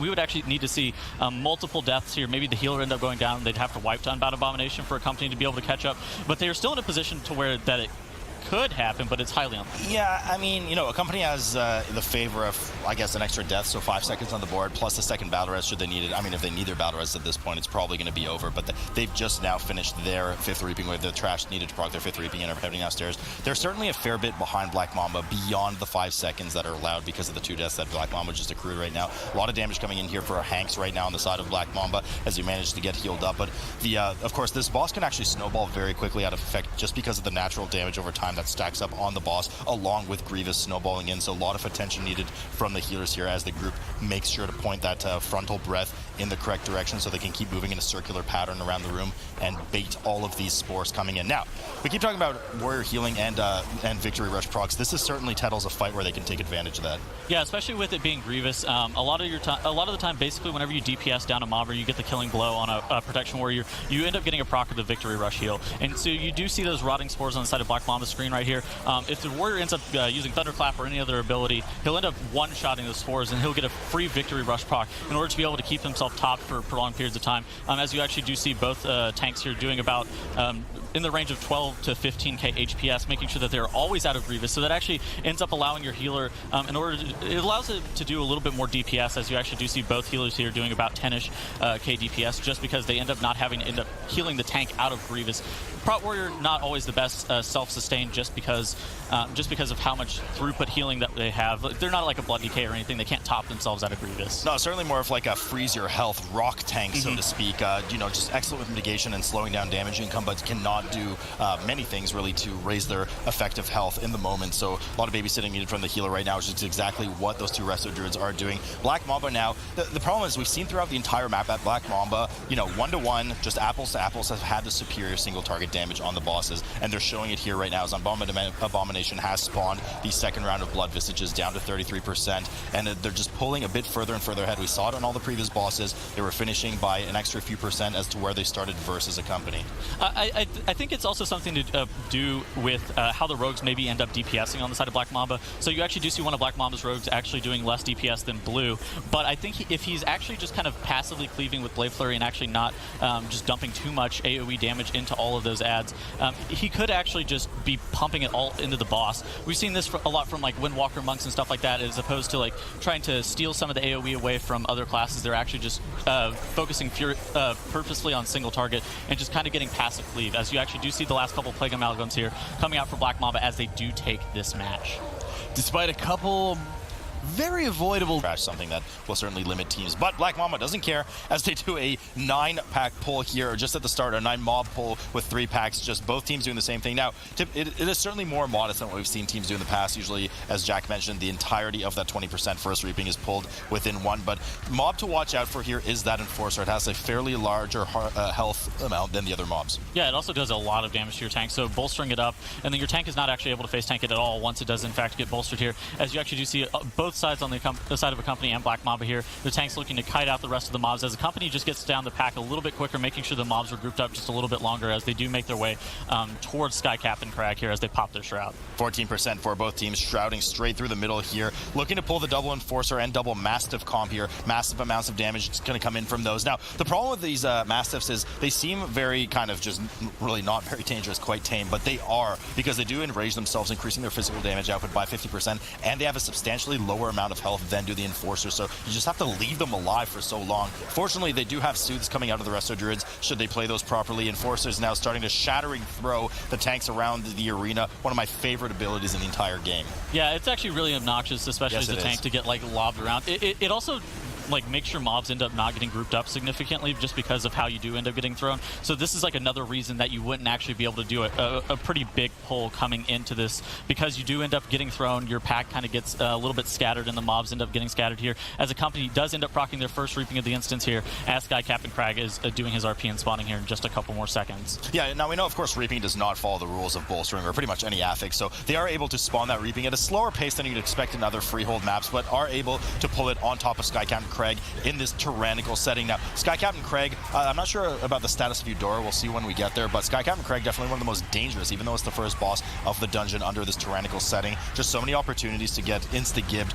by the boss, especially in the phase 2. Once we get at 75%, we'll have that frontal fire blast that chunks a player for huge amounts of damage. Combine that with some of the parrot poop raining down on the group, or even the charge from the parrot, and you are going to have a dead DPS. Black Mamba following suit still has actually popped their Bloodlust. So they use their Bloodlust in combination with Sky Captain Craig and that first Reaping Wave. I'm surprised to see Accompany hasn't done that yet. Yeah, they were just patting Wong's there. He said, hold on, pop Bloodlust. I'm going to start beating these rogues in, this Windwalker here, as he thunderclaps his way to the top here. Accompany here, Alexi doing a really good job of making sure that they're baiting that parrot guano here.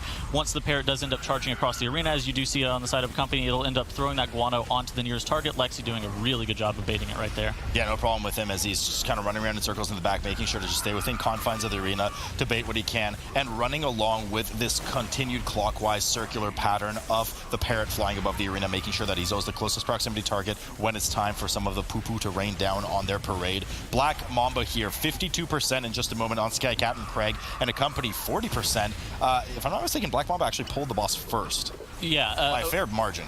Yeah, so actually, I think Accompany ended up pulling it a little bit, just a little bit ahead. I can't remember that. So, yeah, but they ended up, so Lexi ends up doing like a significant less damage than the healer on the side of Black Mamba, or at least he should, just because of how he ends up having to be able to DPS and cat form the first little bit of Sky Captain Craig with that Reaping. So it ends up being a little bit, but you do see Lexi here making sure that he is weaving in these solar rats here, making sure that both healers are keeping up their dots so that they're able to actually do some damage, baiting that Azerite powder shot very well on the side of Accompany here, as it looks like Accompany is going to be downing this boss about 10-ish% ahead of Black Mamba, which is something that we actually saw in Underrot, but Black Mamba was about 10% ahead of Accompany here.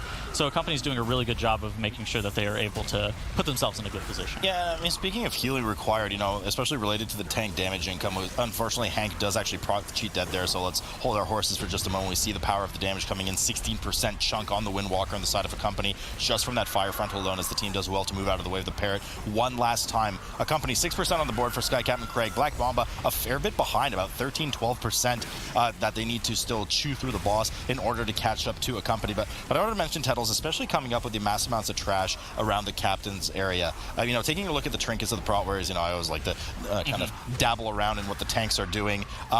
You know, Accompany, their prot warrior was playing full defensive trinkets. Somebody's bargaining along with Refracting Prism. Now he's actually opted for full offensive trinkets. So we have Violent Animated Blood from him, and the Gore, the Butcher's Block, which is just a crit prot trinket. So he has no cheat death available. If he goes down, he goes down. That's it. So certainly playing quite dangerous here, as opposed to Black Mambas, who does have the cheat death trinket equipped. Yeah, and Black Mamba just a little bit slow after they do kill Sky Captain Craig. They take a second to try to eat their Sugar Crusted Fish Feast in order to be able to regenerate health at a quicker rate here, as they do cross the bridge finally. But we do see Accompany here already dealing with their trash, making sure that they are able to, after they get Sky Captain Craig down, just cross that bridge ASAP, not stopping to eat the Sugar Crusted Fish Feast or anything. No time to spare for Accompany here. We actually do see the exact same composition, but we actually don't see any Death Knights here. Freehold, obviously a dungeon that has a large amount of DKs represented, but on this bolstering effects, just Death Knights and just priority damage is a little bit better as opposed to just mass AoE that we do see from the Unholy DK. Yeah, and that's a really good point, exactly. I mean, just bolstering plus Death Knight action on this dungeon is a no-no, which is why the groups are not running it. A lot of damage coming in on Wong as he pops his shield wall. We can see the 3 surrounding shields around him, so he'll have that available, that damage reduction for just a few seconds there, making sure to back away from the mobs as he uses that Ring of Peace to great effect. But going down right now, not sure if he's procced his trinket. I believe he has. Just so much damage coming in for the bolster as Wong goes down. His trinket had procced. They do have the battle res available right now and are managing to stabilize. Now, I'm not sure if there's any point using it as the Fire Shattering cast goes out, so good for them to actually hold on to their battle res, knowing that the pack would have died anyway, and just using a regular revive on Wong here. He comes up, trinket not going to be able for 6 minutes, something that the side of Accompany doesn't even have in their nature, but 42% for them. They've pulled the Council of Captains and have combined it with their second Reaping Wave. Yeah, it looks like one of the rogues ended up just getting threat off of that mob, and he ends up popping his riposte. Of course, that's a parry, so making sure that he was able to just dodge all the melees from that mob, while it was only at like 10%, so there was no real need to waste a battle res there, so they were actually really good about not using here. Accompany here, though, they are DPSing down Council here, while Black Mamba is still just kind of dealing with trash. So we, of course, do not have Captain Eudora this week, so we have Captain Jolly and Captain Rule. In order to trigger this event, you do need to visit one of the Volpera and ingest an enormous amount of beer, something that Titles is quite well trained with. So Captain Jolly here and Captain Rule, just sub 80% for both of them, Accompany about averaging 75% of the net boss's health right now. Black Mamba, 41%, has procced the Reaping Wave and has not combined it with the boss by the looks of it, as they're finishing up some of the trash on the side. So I'm not really sure if I want to say more conservative from them, because they combined their Reaping with some more trash instead, but certainly they didn't combine it with a very dangerous amount of Reaping. Oh, actually, okay, never mind, I'm blind. So the Reaping Wave is coming, actually the remainder of the Reaping Wave is coming in, and they cleave some of it on top of the prior boss. So they kind of like split in two and have pulled the Rat Trapper as well. I saw some rats coming in on the side.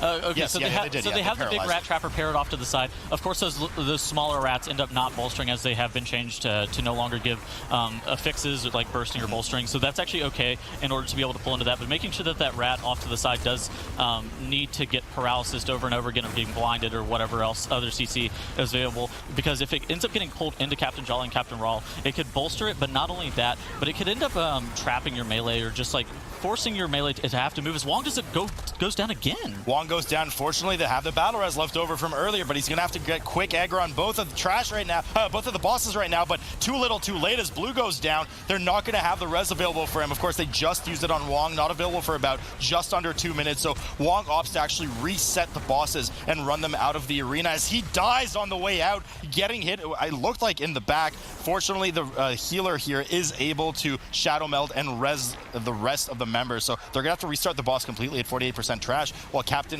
Jolly has already been killed on the side of Accompany, and Captain Raoul here sitting at 28%. Team doing pretty well here, of course, to play with the brews. We do know that is the brew mechanic this week, so 2 buff brews that come in the small brown swirlies, 1 haste, 1 crit, and also a bad brew that adds a nature damage over time that you want to put the bosses in, so a bit of tank skill capping there. Yeah, you actually do see Accompany after they do end up getting Jolly down.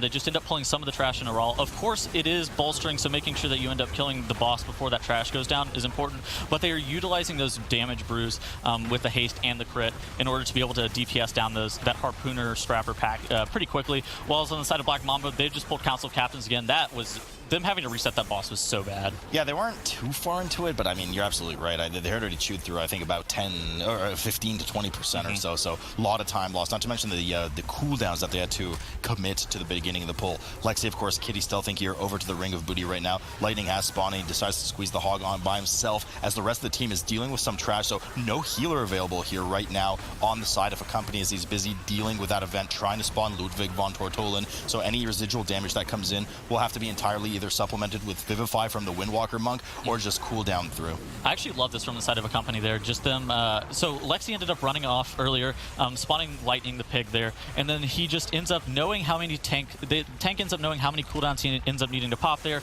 and he knows that he's going to be doing it without a healer while Lexi ends up spawning Ludwig, so it's just going to be super time efficient there as the rest of Accompany does meet back up with Lexi here, and the tank is actually able to do a pretty big pull here and get a pretty good amount of healing, while on the side of Black Mamba here, they are getting Raul and Jolly down to 35% here. Yeah, man, this is actually ultra hyper giga efficient coming out of giga efficient coming out of Team Accompany here. Really love to see it, like, just great play by them as they are about to proc the 3rd Reaping Wave, backing it up into the Ring of Booty right now. Ludwig should have been spawned by now, or will be very shortly spawned on the side of Accompany, so they'll be able to combine it with either the Reaping Wave or some more trash. Now, trash a bit unlikely just because of the nature of bolstering, and Ludwig has an immense amount of health, so not something you want to bolster, especially with how hard he can hit the tank towards the end. Black Mamba here, 10% on Captain Jolly and Raoul. They're going for a more DPS efficient strat that I know Zyra and I like to talk about when he was here, where you kind of cleave both bosses together. Of course, it's a more mechanically dangerous as you have to constantly deal with them, but certainly more mechanically, more DPS efficient as both bosses are about to drop here for Black Mamba. Yep, as you were stating, Company ends up pulling their Reaping into Ludwig von Tortolen here.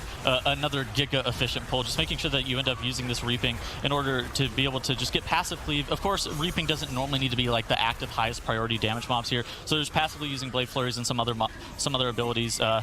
Thunderclap with Avatar from the Prot Warrior probably, as he's doing 65k DPS here. You actually do see some of these yellow mobs off to the side here pulling into Ludwig as well, just making sure that they are able to get efficient cleave the whole entire time, and making sure that Ludwig ends up not being done by himself is important. Black Mamba here grabbing Lightning here, and then they're going to be looking to pull it into some other trash, proccing their Reaping and pulling it into Ludwig, as we did see a similar pull come out from Accompany earlier. Yeah, it's certainly kind of bottleneck to do it this way just because of that bolstering. So a 8 mob pull here coming in from Black Black Mamba right now, combining 2 packs. There are a few brine scales in there, if I'm not mistaken. Oh no, actually there's no brine scales available this week just because of the captain order. So just lots of Knuckle Dusters instead. That neither Shattering Bellows interrupted. Accompany now at about 10% on Ludwig von Tortolen, along with a couple of the brutes that they pulled. There's 1 brute and Knife Juggler from the side. Just an extra bit of trash that they're looking to cleave down efficiently with him. Now, wouldn't be surprised if the side of Accompany is looking to proc their 4th Reaping, but a lot of damage coming in here for Black Mamba right now on the side of Wong. Just huge amounts of damage from those the mobs coming in, especially as they start to bolster. You know, it is a bit kind of hard to tell. Even though the mobs look like they're about to die, Titles with 5-10% health, once they get substantially bolstered, that's a significant amount of health, not to mention the damage stacks that they get. Yeah, most of the time it ends up being the damage that's the scariest part, not necessarily the health. Of course, the health takes a little bit longer for the rest of the group to chew through, but just some of these mobs don't end up scaling super well with how the damage ends up scaling just from bolstering. So making sure that you do end up having just even DPS whenever you need it, or having priority damage, as we did see in the Enforcers in the first half of the instance, is important. As a company here, evenly DPSing down all these mobs. Most of the time you end up wanting to kill that Harpooner early, but here you just have to make sure that you end up killing it evenly with that whole entire rest of the pack here. As a company has proc their 4th Reaping of the instance, they're going to be looking to pull it into Trothak here in just a couple seconds as they do down the rest of the mobs. They actually pulled the Crusher though. Yeah, you don't want that Crusher in there, and you also don't want to get Shadow Smashed as the Windwalker does. Now, keep in mind, the Warrior does not have the Cheat Death Trinket equipped from what I peeked earlier on the side of Accompany, so a lot of dangerous damage coming in, and it looks like they're not going to be able to pull Trothak with this. I haven't really seen teams pull Crushers, period, in any of the 5 weeks that we've done prior to this, so this was definitely seemed to be a bit of a hiccup on the side of Accompany right now, as they will have to deal with that Crusher first. They don't want to bolster Trothak, certainly not a boss you want bolstered on this tyrannical setting. Black Mamba 72% on the board right now, as they have pulled the remaining trash that will likely proc their 4th Reaping Wave as well, so a bit of opportunity for them to start closing the gap on Accompany. Yeah, the reason we haven't seen most of the Crushers pulled from time and time again is because of this ground chatter ability. It's really annoying for melee, especially in these triple melee comps, in order to be able to get damage out on the Crusher there. It looked like they were actually just kind of standing on the wall, and they just got a little bit too close to that Crusher, end up body pulling it into that with the Reaping, because the tank, of course, was trying to get away from some of those Shadow Smashes, and he ends up accidentally just kind of like backpedaling into it, or maybe somebody ended up just getting a little bit too close. They ended up dealing with it, but they're still so far ahead just because of how Black Mamba ended up having to reset a lot of that stuff. But this is definitely a saving grace for Black Mamba here, as they might be able to actually come back as they've engaged Trothak at a similar time. Yeah, the problem is not only do they need to come back, and they're already still about 13-14% behind on the boss, but they got 20 seconds extra on deaths that we need to we have to take that into consideration by the end of the dungeon, especially because there's not that much left. They only have the 1 Reaping Wave that they're going to proc, and likely do it towards the end of the dungeon with either a Shadow Meld combination, or just do it after Harlan Sweet is already dead to not deal with it. And then just Harlan Sweet himself, which is, I mean, as good as these teams are. Oh, Hank proccing the Cheat Death there, unfortunately, just gets Shark bit to the face, manages to run around and avoid a final death. But what I want to say, Titles, I mean, there's only so much single target you can gain in efficiency on these tyrannical bosses. The rest is really the efficiency of what you combine, and Hanks actually does go down right now. Hanks, I'm trying to talk to Titles here. Stop dying on the side of Black Mamba, but unfortunately goes down. They do have to commit their final battle rest to that, and 5 deaths now on the board of side of Black Mamba. Yeah, we actually saw some Windwalker monks memeing in the West Discord about just full single target Windwalker monk, while the DK ends up doing all the AoE whenever you do end up having those full AoE comps just kind of revolving around the DK. So it's just about efficiency of damage, like allowing the DK in order to be able to get his Festermite stacks and stuff like that is very important. But of course, we're not seeing any DKs here just because of how bolstering ends up working. But that's just a concept that ends up it ends up going beyond just the playing with the Death Knight. Having the most efficient cleave is the way that you end up just pulling ahead and having the most efficient pathing. As Wong actually gets so low on the side of Black Mamba here, he has a Shadow Smash debuff on him. He got Shadow Smashed by the lost soul of Ludwig von Tortolen. And again, just a reminder, that's a 1-minute debuff that decreases your maximum health by 20%. 1 minute, so there's no way you can get that off. So that's the last thing you want on your tank right now, especially dealing with Trothak, and he's only at 50% health right now. So Wong's going to have a bit of extra attention from the rest of Druid on the side of Black Mamba. Trothak 24% on the side of Accompany. Now, when the teams first started this boss, there was a difference between them of about 13-14%. That gap has widened substantially, actually about doubled between Accompany and Black Mamba here. So Accompany, I believe, has had their second round of cooldown, so that is something that is worth mentioning, but they're just pulling further and further ahead right now. Yeah, so the reason for that being is because of how Black Mamba ended up having to deal with the Reaping with Trothak. Of course, Accompany only had about 50-ish% on Ludwig von Tortolen. And Hank dying. Yeah, and Hank dying too. Of course, they looked like they were having like a lot of issues with how they ended up dealing with the Shadow Smash, with like, of course, their Wong getting hit by that Shadow Smash from Ludwig. Oh. Hank going down again. You just almost jinxed him. You hate to see it. Tank the tank. Not a tank indeed. Just flops right over for Black Mamba. We just mentioned it with his death prior, about 30, 40 seconds before this. They committed their final battle rest to this. They don't have it available for about 3 minutes now, so they're going to have to four-man the rest of the 22% that remains for Trothak, as the company now has finished the boss, has dealt with their fourth reaping, and are already running over to the bridge leading up to Harlan Suite as the Shroud comes up, and they sneak by the pack guarding the entrance to the bridge. Yeah, so most of the trash that's near Harlan Suite is actually super efficient count just because of how the Cannonball Barrage ends up working on Harlan. Of course, that ends up DPSing the trash mobs next to him. You have to be kind of careful with how bolstering ends up working, but in addition to that, you also do have some of these mobs over here that end up doing this painful motivation cast, which will hit the mob and 2 other targets, and it will end up killing it. So you can actually put it on pretty much any mob in the instance. You could even bring it to Ludwig if you really wanted to, but it's just efficient cleave in terms of like how you end up getting your percent on the back half of the instance as well. So Accompany here is so far ahead of Black Mamba as Trothak is finally starting to get close to dying here on the side of Black Mamba. Yeah, I mean, they've pulled substantially ahead as they commit their bloodlust finally at the start of Harlan Suite here. Accompany looking to tie up the series 1-1, but will have to go through Harlan Suite in the remaining 12% of trash that they need on the board. Halfway through the bloodlust right now, as we can see an excellent kiting of that Cannonball Barrage coming out of their Windwalker Monk just beside the boss, but still staying in melee range to be able to get some effective damage in. Harlan Suite, of course, the three-phase fight that we all know and love, well, potentially not love depending who you are, but 60 and 30% breakpoints on the boss. At 60% will mimic all of his abilities on the entire group except the tank, and then of course Tettles, we have that kind of burn phase at 30%. Yeah, the Slicing Wind ends up getting mimicked. It goes in a circle all the way around Harlan Suite as well. You get Cannonball Barrage on all 5 members to the group. In addition to that... Not the tank. Oh, okay, not That's the tank. way too hard for a tank. Four members of the group, not the tank. And then you end up getting those bombers out to the side that you've actually seen them using Paralysis or Blind or the Resto Druid entangling rooting. That Iron-Tired Grenader actually you did see explode there on the side of the company there. You actually did see Black Mamba, one of Black Mamba's rogues here, proccing his cheat death as Black Mamba is dealing with some of the trash here. Wong is getting so low. It looks like they might have actually accidentally pulled something they didn't mean to. This is like a pretty big pull here, especially on bolstering. Yeah, this is big, and I mean, just mobs are flying everywhere right now. Wong has pulled the officer to the side. It looks like the team might be actually just rearing up to skip the rest of it. Wong has procced his trinket. Everybody's heading upstairs. I'm not really sure if this was intended or what portion of this was intended, but this was a very awkward pull, as some of the trash in front of Harlan even pulled. Everybody else has run upstairs, and they've managed to shadow meld it. Wong actually did not die in the end, which is important. So Black Mamba has pulled Harlan Suite here and committed their bloodlust, as well as we saw Accompany on the left screen do earlier, and they're just looking to desperately catch up. Only advantage they have right now is the 5% extra trash on the board, but frankly, that's just nothing at this point, especially because they have 6 deaths. Maybe their Resto Druid ended up like walking off to the side trying to get the painful motivation on both of those packs there, as you can actually do it if you do have like mass entangling, making sure that you actually get the mobs close enough to one another in order to be able to kill both packs with just the painful motivation. And maybe you ended up accidentally body pulling that officer, like the big mounted horse guy.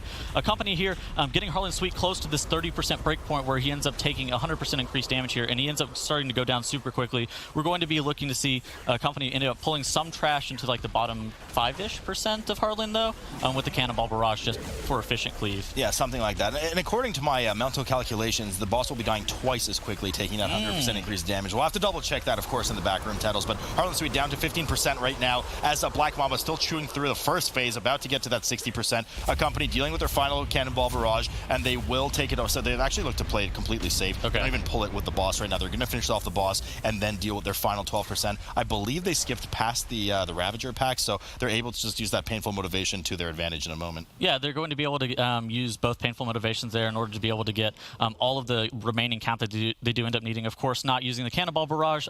The Cannonball Barrage ends up doing a lot of damage to the rest of the trash, but it is actually kind of scary, and it could potentially wipe you just because of how bolstering ends up working, giving a significant amount of health here.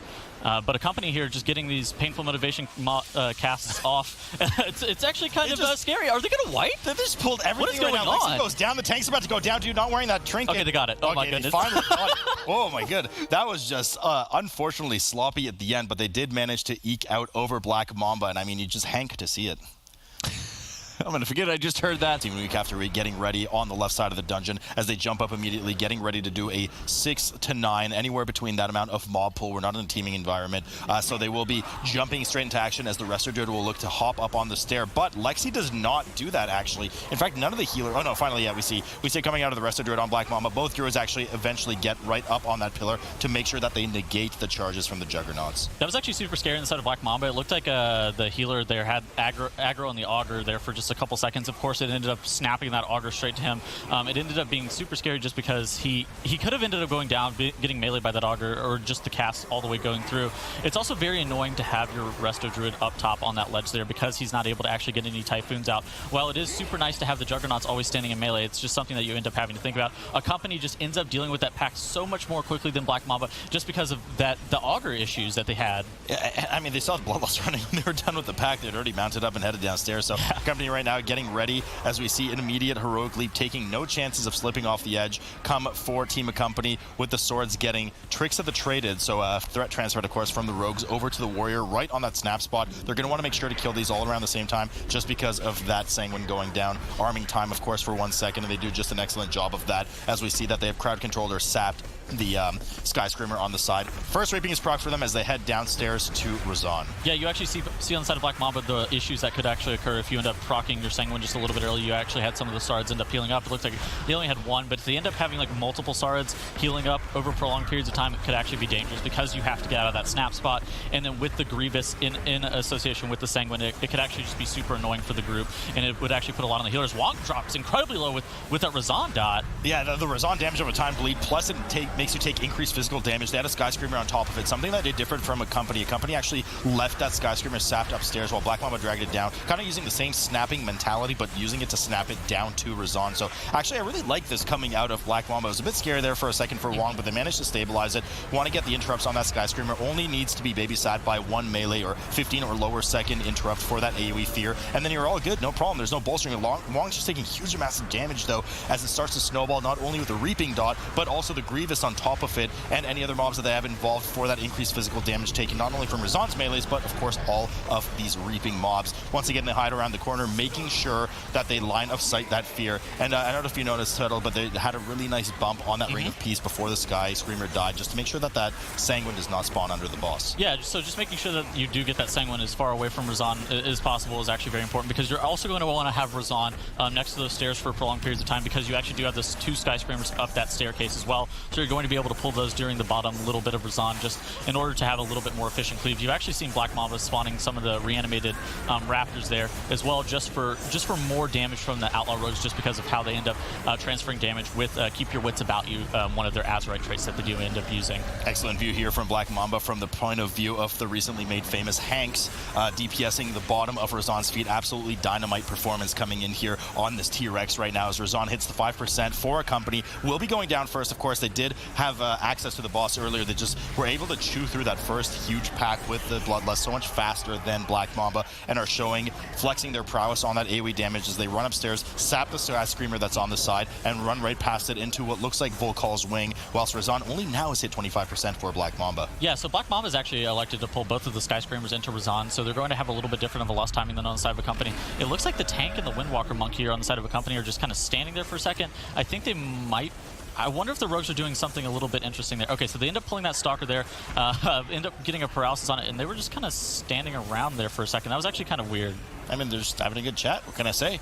Accompany pulling the two stealth stalkers along with the shield bearers finally into the honor guard that was blinded on the side. I'm not sure if they're going to deal with yeah, there it is, of course. Okay, so the final stalker comes in.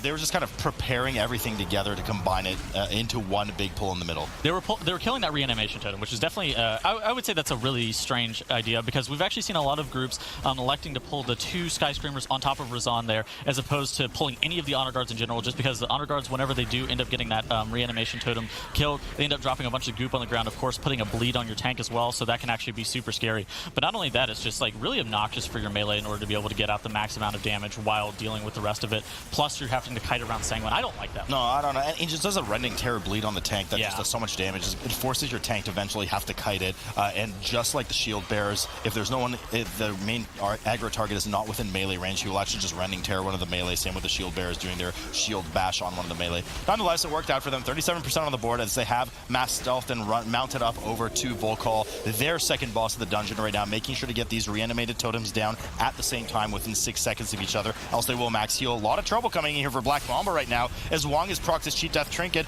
Blue has a 4 stack of Grievous ticking down, and same with the rest of Druid that finally manages to get out of it. A lot of damage coming in Wong, and we just talked about the danger of some of the kind of damage spilling out onto the rest of the melee if the tank isn't in range, and is exactly exactly what was happening to Blue there, eating the brunt of one of those bashes. Yeah, again, we see Black Mamba here pulling that reanimated Honor Guard there. Blue ended up getting the Rend and Tear dot on him and getting deep in a 4-stack Grievous here. They end up proccing their Reaping here. They might end up Shadow Melding some of it off. They might end up pulling some of it into Volcall. So I don't actually love you pulling any Reaping into Volcall. So if they end up Shadow Melding it off, it's going to be okay. But pulling any Reaping to Volcall can actually be obnoxious just because of how these reanimation totems end up having to be DPS down.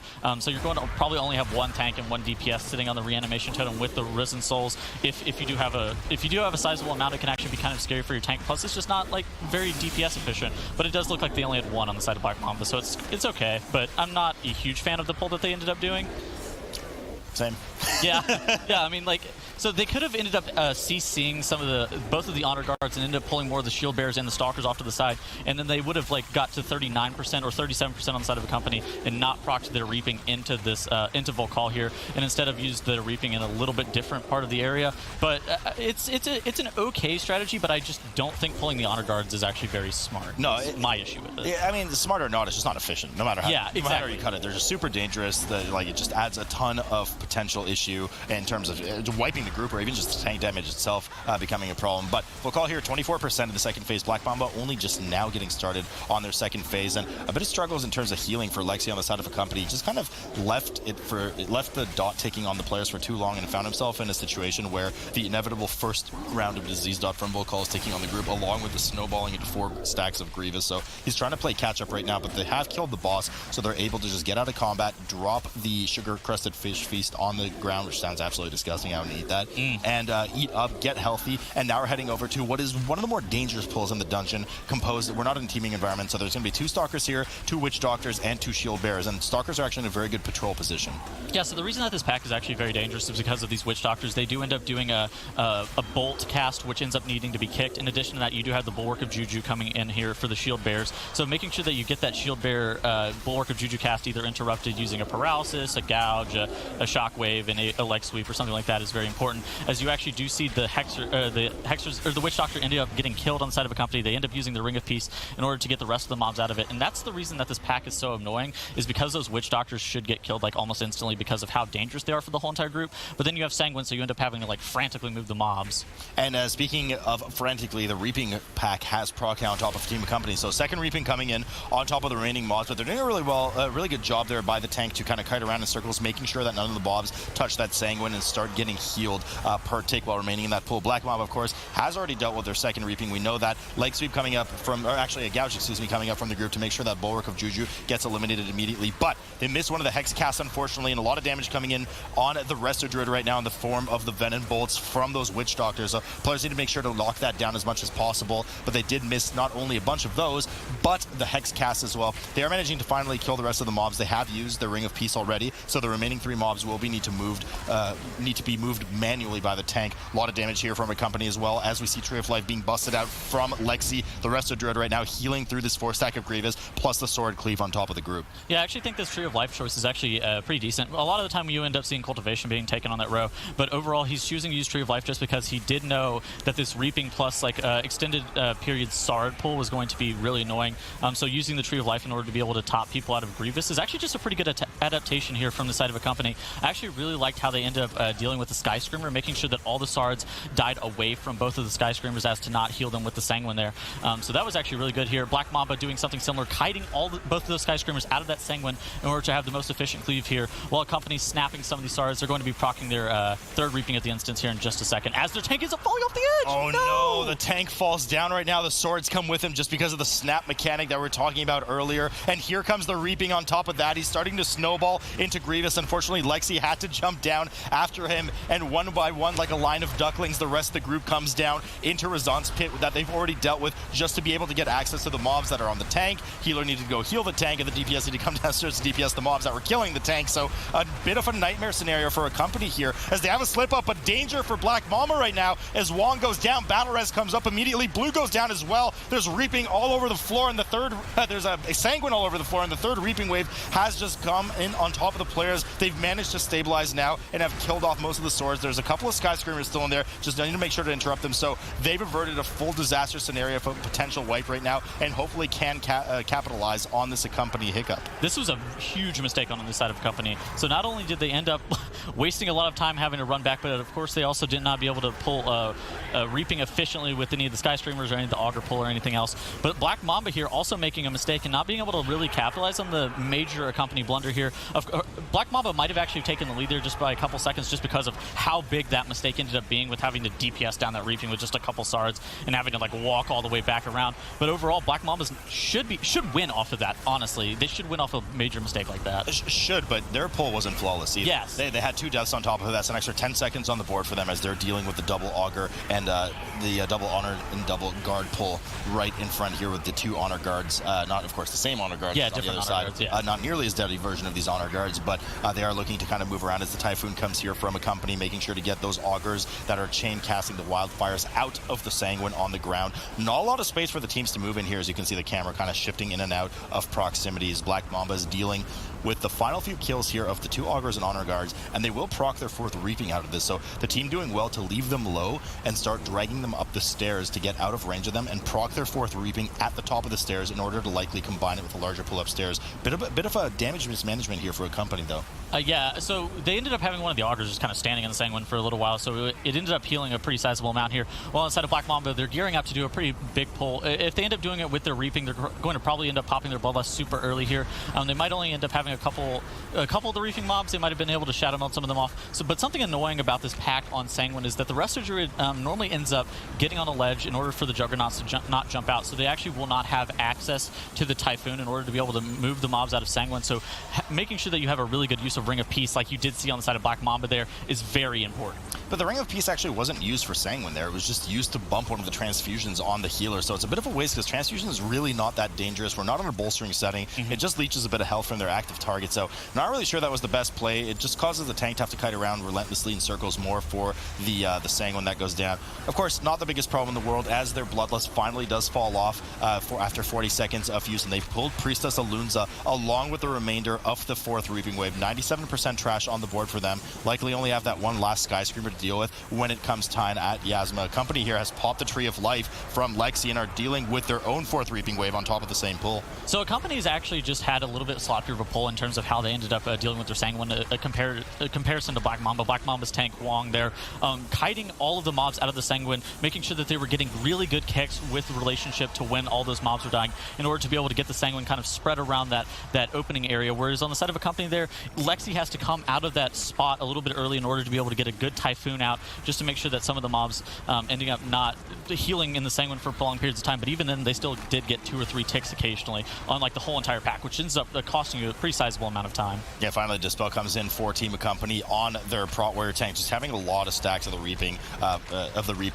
cast from the Souls coming in right now as more start to parade onto the group right now. Just can't seem to get out of that 4-stack right now. Lexi have a lot of trouble catching up on that healing, and unfortunately we've had a gold, one of these goops on the ground, be touched by the Windwalker as well. That decreases your damage a significant amount, and he's not getting any Dispel. I actually don't even know if you can Dispel that debuff. I just never see players get hit by it, so just snowballing out of control here as 4 of the members on Accompany now are at 4 stacks of Grievous. The Monk just cannot get out of this 4-stack right now. Warrior just keeps hovering around that 30 to 40% mark. Lexi just pouring huge amounts of mana into trying to stabilize this, while Black Mamba has already dealt with Priestess Alunza and is running over to their final trash and Yasma.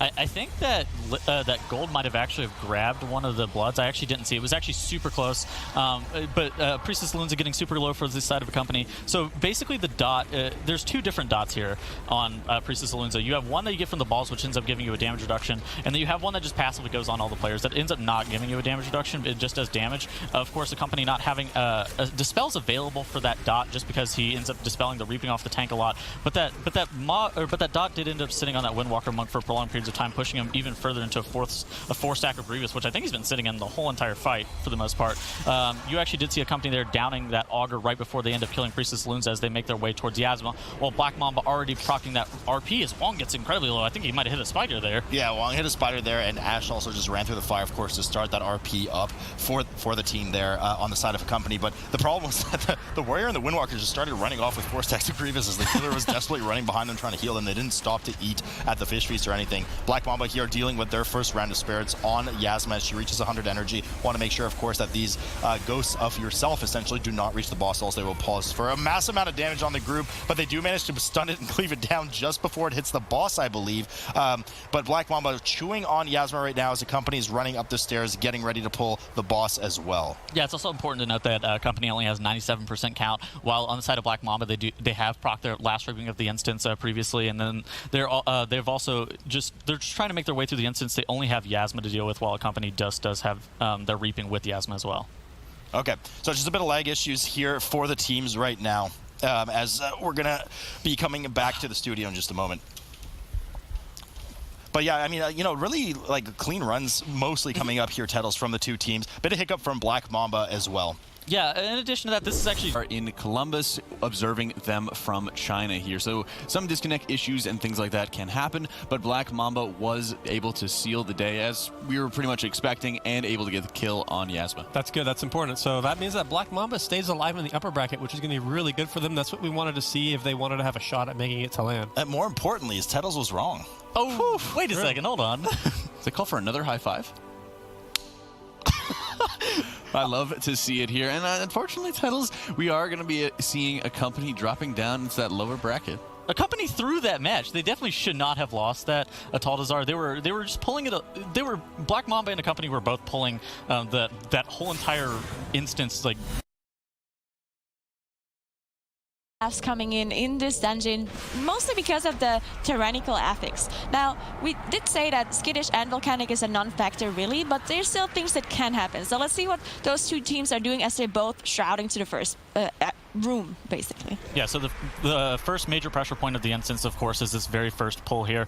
We've seen a lot of teams be looking to pull all 4 packs in this room with the Golden Serpent here, and then proccing their reaping into that first boss. So making sure that you were able to actually do that pull very cleanly on the side of both teams here is very important, as it looks like Black Mamba might be rearing up to do a little bit more safer of a pull, where the side of Black Battle for Champion here, they end up killing those Shadow of Zul mobs, and then they're just making sure that everything is getting grouped up here as they do a very large pull. All right, so they are pulling everything on Battle for Champs, and they also pop their Bloodlust here. Now, this is going to be very difficult to handle for them, because at some point the Warrior might have to kite backwards the Proud Warrior. Now, the longer he can stay in, the better for the team, because you can see, if you look at the damage meters, how much damage the Proud Warrior is doing on these packs. So the longer he can stay in, the better for the team. As he's kiting already now, you see the Ring of Peace coming out. The Ring of Peace is very crucial, because as soon as you start kiting, the casters want to get into range to continue to cast on the tank. So when you get the Ring of Peace, the delay coming in, and you also don't have any cast coming out while the Ring of Peace is knocking them. So very good CC chain coming out of Battle for Champ here. Yeah, on the side of Black Mamba, it looked like they only pulled 3 packs out of the 4 in that room, so they're just taking it a little bit slower, not risking any wipes to this first pull of the instance. For Battle for Champion here, just making sure they're cleaning up the last 2 champions in that pack as they're spawning their first reaping of the instance, Golden Serpent here. Of course, they've already used their Bloodlust, where Black Mamba might be ending up using their Bloodlust with their reaping in the first boss, but overall, Battle for Champion here, they are consolidating their pulls and doing 1 less pull in the instance, which is something we've just talked about in terms of like efficiency of pulls over and over again. Yeah, Battle for Champ, of course, so much faster just because they do this full pull, and really clean as well. They killed those all very fast, very clean, and no one even dropped low. So very well done by Battle for Champ here, which is to be expected as they're tied for the #1 spot when it comes to points with Team D currently in the Eastern region. Now, they did engage the Golden Serpent on top of the first Reaping wave. All the Reaping mobs did die, but this boss is the one thing that we want to watch out for because of this bit gold debuff that you can see go out right now, which just does so much ticking damage. Yeah, so the Spit Gold debuff can actually be mitigated in a couple of ways. You can actually cloak it off if you're a rogue. You can actually vanish it off if you actually do get a really good frame, like an iframe immunity with that Shadow Meld. So basically, if it ends up being in the midair while you end up pressing your Shadow Meld, it'll end up just like disappearing and not going on you, or vanish. You can use either one. Making sure that you're rotating defensives really well is very important. Rotating Iron Bark or other stuff like that. Black Mamba here has engaged the Golden Serpent, using their Bloodlust to be able to down that Reaping. It's not the most efficient thing to pop your Bloodlust on the Golden Serpent, just because of that big circle and how it ends up overlapping with your Bloodlust. So it's just not the most damage efficient thing, especially if on the side of Battle for Champion the alternative is pulling all the trash in that room. Yeah, so still things that can go wrong. So maybe Black Mamba just trying to play it a little bit on the safer side. Maybe they tried those pulls in practice and it just didn't work out for them. So they figured, you know what, we play it a little bit safer.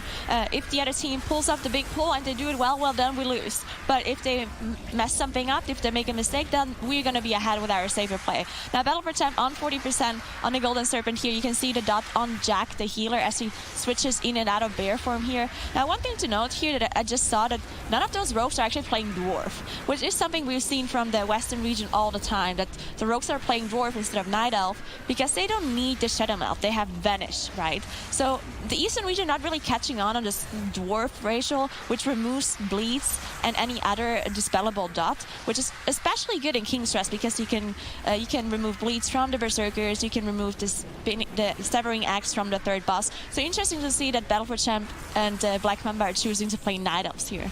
Yeah, and you actually do see the rogue on the side of Black Mamba dipping incredibly low there for a second, as Wong is also getting incredibly low. Of course, it's kind of hard to heal your tank on this fight just because you do end up having to spend a lot of your globals making sure that your rogues and your Windwalker Monk are healed if they do not have defensives available. So just making sure that you are getting them hotted up as a Resto Druid whenever you can is very important here.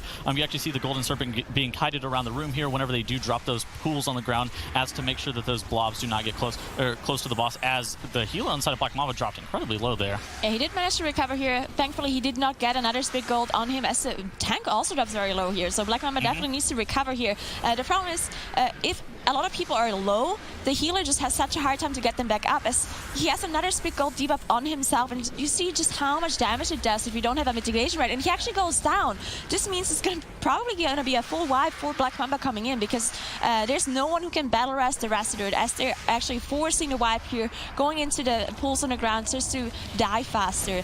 Now this was already spelling disaster when he got a very first spit gold debuff on him, and he just went into bear form and out and just had trouble healing himself, and then he got another spit gold and probably just did not have any defenses ready, no bark skin, no iron bark, and then it just takes for so much damage, and he had so much trouble healing that back up. Yeah, just also note that they did in fact use Bloodlust on the Golden Serpent as well, so that's a tragedy for them to wipe at 40% on that fight while essentially wasting their Bloodlust. Battle for Champion here has pulled these animated guardians here into this gauntlet room. You actually did see Jack here on the side of Battle for Champion there, waiting for that door to kind of open up and allowing him to pull the animated guardians, while the rest of his group is just sitting there DPSing down the first pull in this gauntlet room. Black Mamba here has engaged the Golden Serpent again, but they are just so far behind. This is actually just a spelling disaster for them. Yeah, especially because they played safe, right, on the very first pull. So they were already behind before they pulled the boss, and then they just have a full team wipe coming in. This is really not good for Black Mamba at all. Battle for Champion, of course, being such a good team in the Eastern region, their rogue actually just got hit by the frontal. As I said that, I feel like I'm jinxing them. Whenever I say something good about a team, something happens. So I'm just not going to say that anymore. Battle for Champion, very bad team. Yeah, the rogue actually hit 1% HP. He ended up not he ended up not proccing that cheat death, so it ended up being okay. Maybe he still also had that that last resort of cheat death there in order to keep him alive in case he did end up going down, but him getting frontaled by that animated guardian was actually very bad because it also stuns. It also could have put him in a very bad position in order to be able to eat that bleed as well from that guard captain. But Battle for Champion ends up dealing with one of the more dangerous mini boss pulls inside of this gauntlet room here. Yeah, so you get the king and the queen. Now, you usually get the reaping, well, you always get the reaping on top of this pull if you pull the two guardians on top of it. Now, because you always have the same rotation here on the tournament realm, it's not random which pack you get next. So you always get it on top of the king and the queen. The problem with this pack is that the queen constantly needs to be interrupted, and the king constantly casts his blade storm, as you can see right now. And with a full melee lineup, you do have a hard time dodging everything at the same time and still interrupt the queen, while this other mob is just blade storming around. Yeah, it's also important to note that on the side of Black Mamba, Wong has actually taken Safeguard, so he's actually able to kind of use Safeguard, his intervene as a defensive for the rest of his group in order to be able to redirect some of the damage from that Golden Serpent dot to himself. But this, of course, is the reason that Wong is dipping incredibly low here, requiring a little bit more healing. So Safeguard is actually so good on here, on this fight, but at some points it can actually just be kind of scary for the whole entire group, especially if everybody's low. Of course, this is not like a Grievous Effects set, so it's actually okay, and I would say it's actually a very good choice here from Wong on the side of Black Mamba.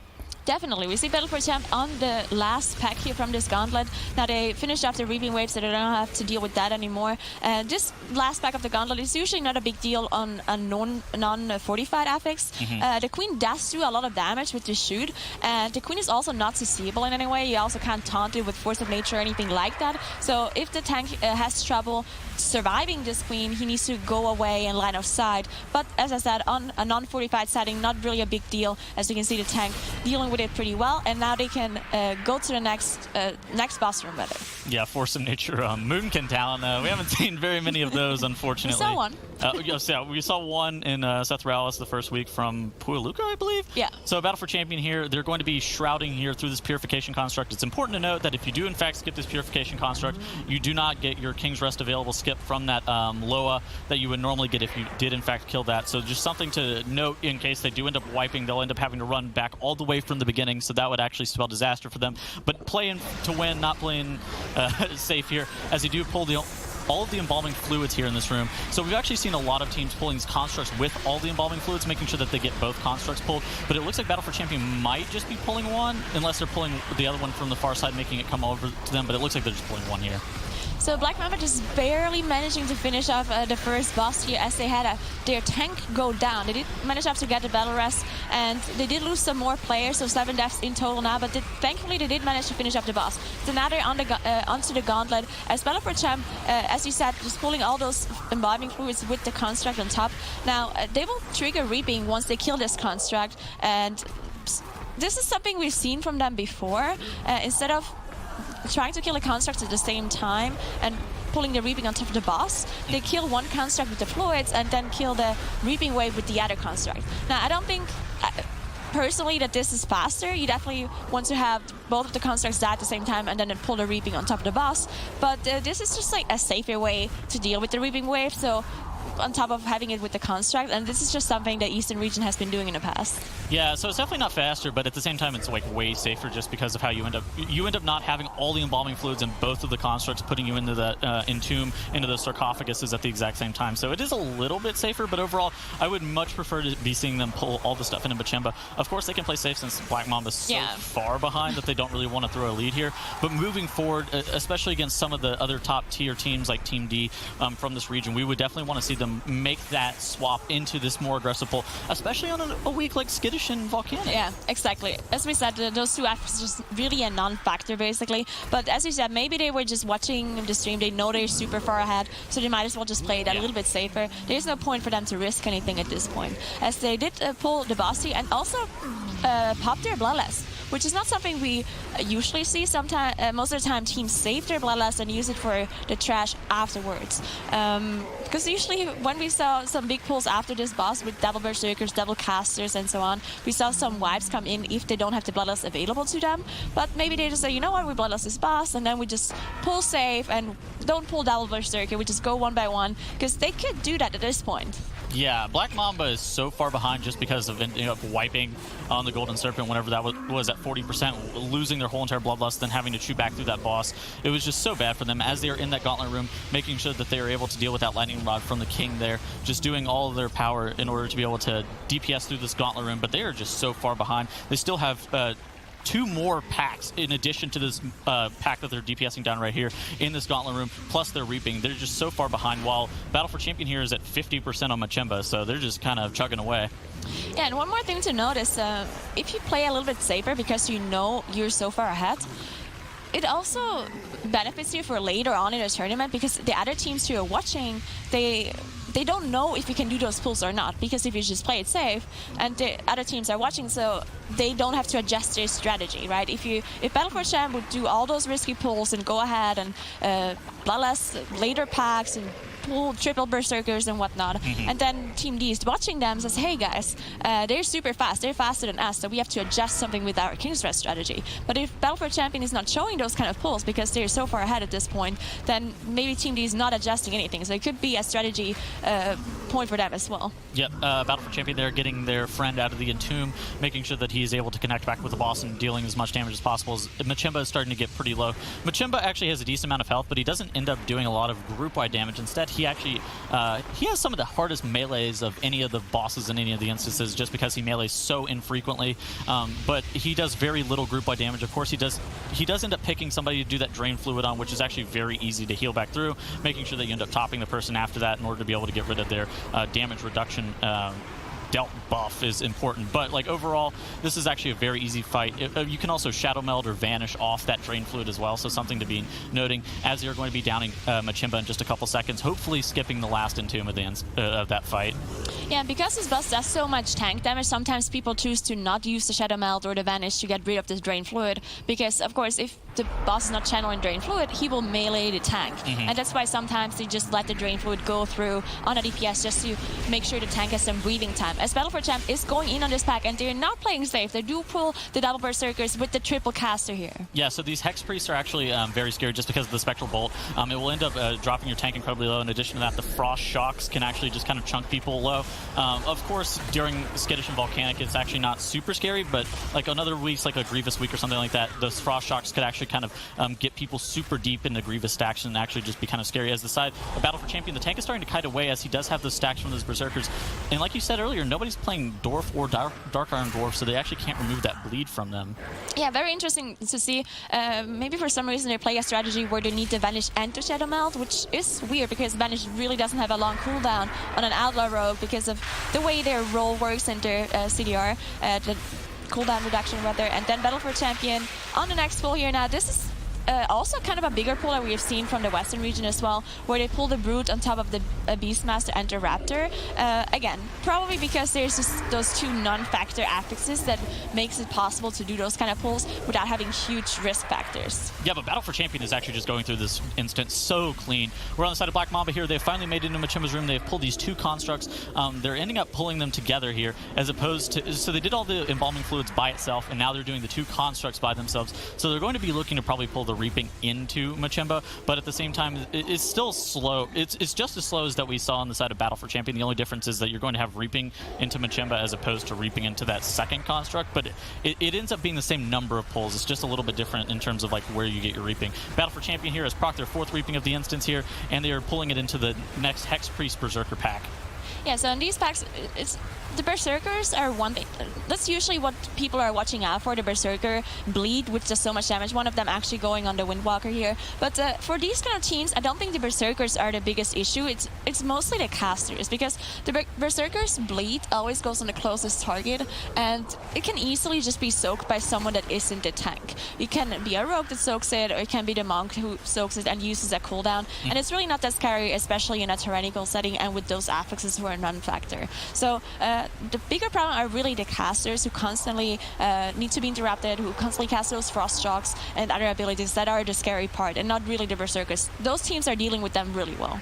Yeah, you actually see the Spectral Bolts very frequently spell reflected back onto the mobs. You actually do see Battle for Champion here doing a pretty similar pull to something that we've seen from a lot of the Western regions, using both of their blinds on that Hex Priest and that Berserker here. They're going to be DPSing down this last pack of the instance, and then they're going to be making their way into the Council Room. Then they're going to pop their group-wide Shadow Meld or Vanish, but the Rogues also have Shadow Meld, so I guess it's going to be group-wide Shadow Meld here in order to be able to drop that last Reaping off, and then they're just going to pull the Council fight there. Yeah, so the Council fight, one of the most difficult fights here in this instance, on top of the first boss, of course, because of the bleed, the Severing Axe coming out of Kula. Now, we will see that Skip coming in here. The tank is making sure that he has aggro from the Berserkers to go through, and now we'll see the Shadow Meld. Now, Kula is also the first boss enabled for those teams on the tournament realm, and this is why we see on Western regions the Dwarf, because the Dwarf does remove the bleed from the Severing Axe, which is a 20-second heavy hitting debuff, and if you have bad RNG, it goes in the same person multiple times, you run out of defensives, then the healer just has a hard time healing it up, and we've seen teams wipe to this debuff by itself. Yeah, it's a lot of the time if your healer or like the Windwalker Monk ends up getting that axe like a bunch of times in a row, then it could actually be very dangerous just because of them not having ability to remove it. Additionally, the rogues not being dwarf is actually pretty bad just because they can't remove that bleed as well. So it's just something to think about. But overall, you shouldn't get too many casts of that axe just because it is this, because it is a tyrannical setting. You'll end up only getting about like 3 to 4-ish casts of the axe overall. But you can also like shadow meld it off in that intermission if you would like as well, just to make sure that you don't end up getting full ticks of that. You actually do see it go on the monk. He ends up popping his touch of karma, as you can actually see it above the boss's head. So he's actually using a really big defensive there in order to be able to redirect a lot of the damage he's taking back into the boss as well. Yeah, so the first Severing Axe went on a rogue, I believe, and it got dodged. So that's the only way to remove it. Either you dodge it or you immune it off. And we see another one being dodged. So they actually dodged 2 out of 3 of the Severing Axes.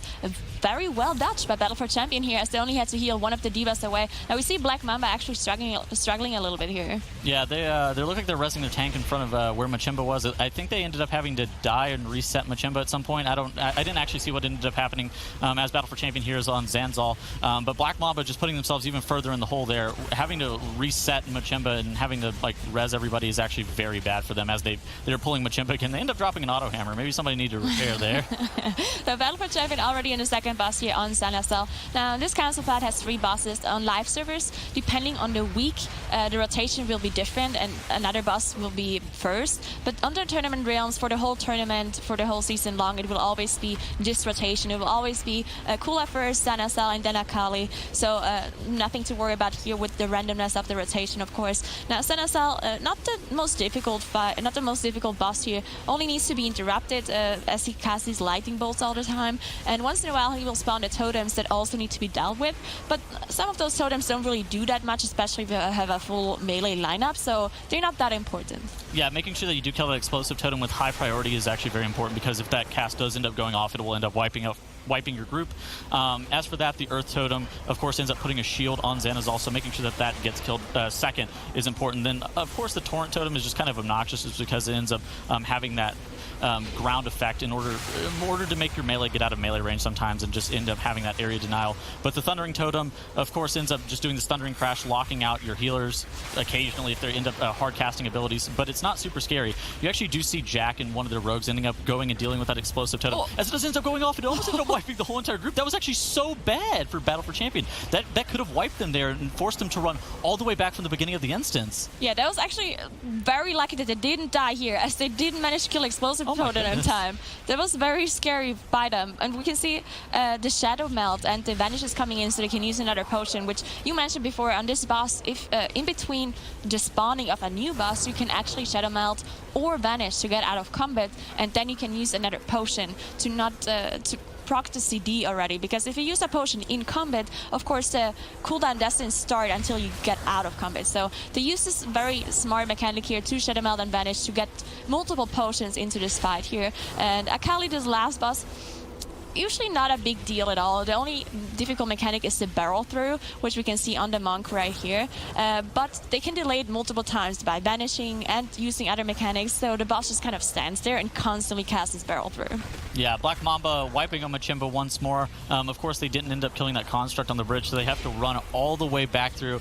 They meet up with some of the reaping that they ended up not getting on Machimba at some point, so they're having to end up dealing with that as they do make their way back onto Machimba. We're Battle for Champion here, 30% on Akali, and they will end up having to make their way towards the Shadow of Zul mini-boss here in just a couple of seconds. Shadow of Zul mini-boss can be kind of scary, but on a tyrannical week, it's not exactly the most scary thing, but it's going to end up proccing their last reaming of the instance, giving them 100% count, and then they're going to have access to Dazor.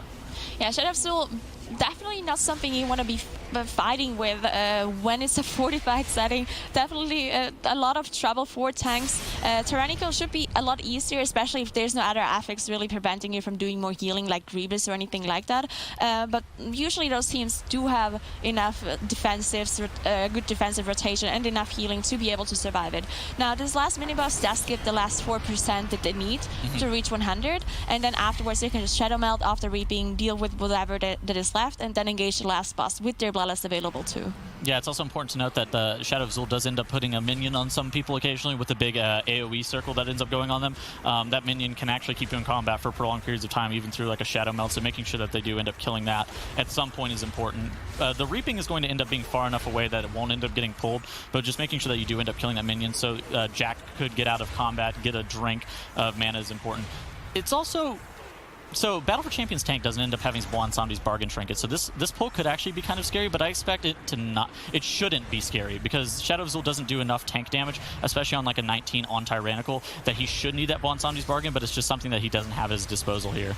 Yeah, so one thing to know that Jack actually just went into cat form and did some damage here with his Feral Affinity. Now, this is actually very scary because if you think about it, if the tank dies here, they are in trouble. Of course, Black Mamba is so far behind at this point that it's going to take a lot for Battle for Champ to lose. But it's still, I would just like to see them just play like super safe because at this point, as I said, there's no way Black Mamba can catch up unless they make big mistakes. So playing safe is the way to go here as they use their Shadow Melt to get rid of their 100% Reaping Wave. And now they do have their Bloodlust ready, which they will most likely use. As you said, the minion of Zul actually didn't de-aggro from the Shadow Melt, so they had to deal with that as well. Yeah, it's just something to note.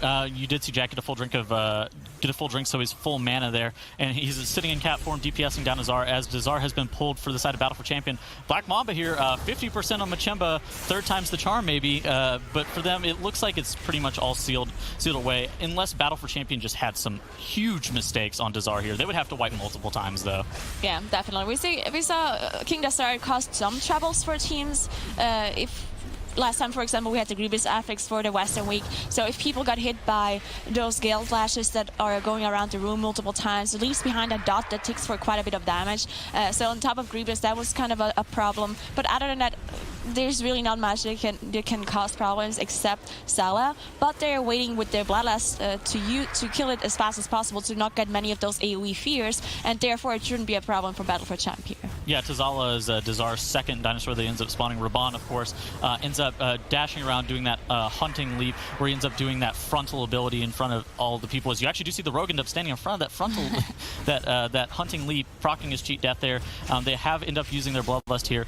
They might not end up getting the most effectiveness on Tazala, but I actually do expect them to get it here. Tazala has come out, Dazar has mounted him, and so with Outlaw Rogues and Windwalker Monks, you can actually just cleave down Tazala, especially with Bloodlust, super quickly. The reason for this is because of that Deathly Roar. It ends up fearing the whole entire group, but you can actually use ways of ignoring that fear, so you end up ignoring the first one and then trying to make sure that you beat that second fear with that Bloodlust.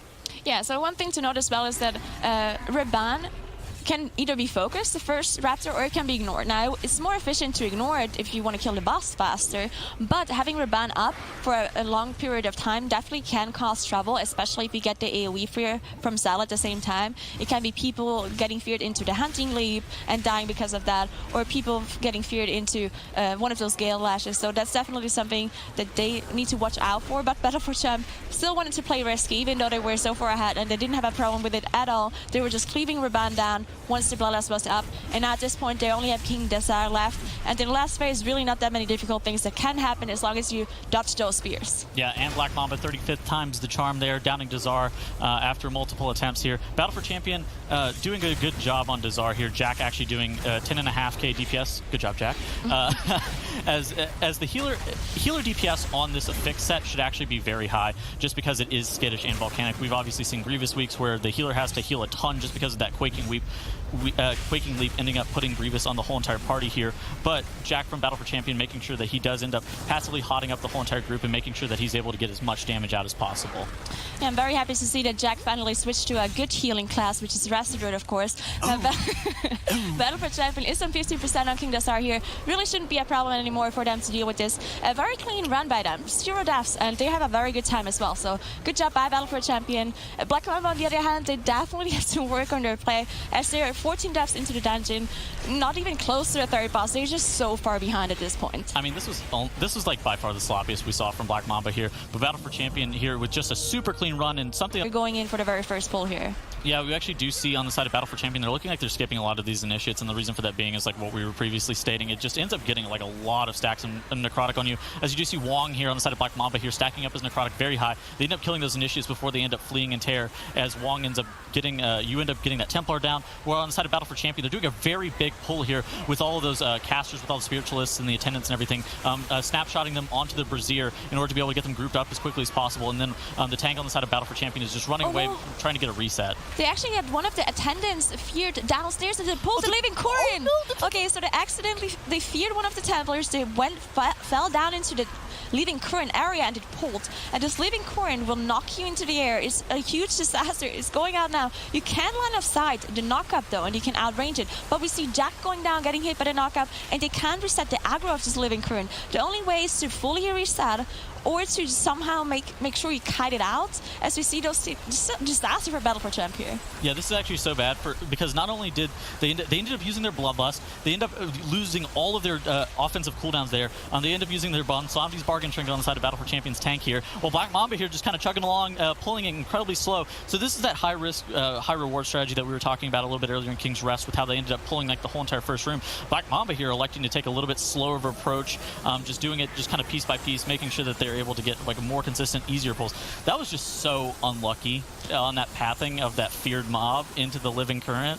I think the problem was their pull didn't really work out the very start, because what we've seen from Battle for Champ, so they gathered all the mobs and then the tank jumped on the lantern very late. The lantern is a snapping spot, so you want to pull everything, you want to trick all the aggro to the tank, then jump on the lantern and make sure all of the mobs are being snapped on top of it. But one of the mobs that was really close to the living current didn't actually get snapped, and then they couldn't go close to interrupt it because you will pull the living current, and then we got the fear coming out, and it just kind of all went downhill from there, just because they did not do the snapping strategy right as they planned it before. Now they did lose their Bloodlust on top of all of the rest too, so definitely very much to catch up for Battle for Champ here, as Black Mamba is on their way to proc their 20% Reaping Wave with those two apprentices here. Yeah, Battle for Champion doing the same pull over again. You actually do see that Templar blinded off to the side here on the side of Battle for Champion. Making sure that your tank ends up kiting this is very good for multiple reasons. Of course, the Necrotic ends up stacking up that unhealable affix, making sure that whenever you do get melee, you do actually get stacks of that, making you take reduced healing from yourself and from other people. But not only that, but also the raging here with these attendants here.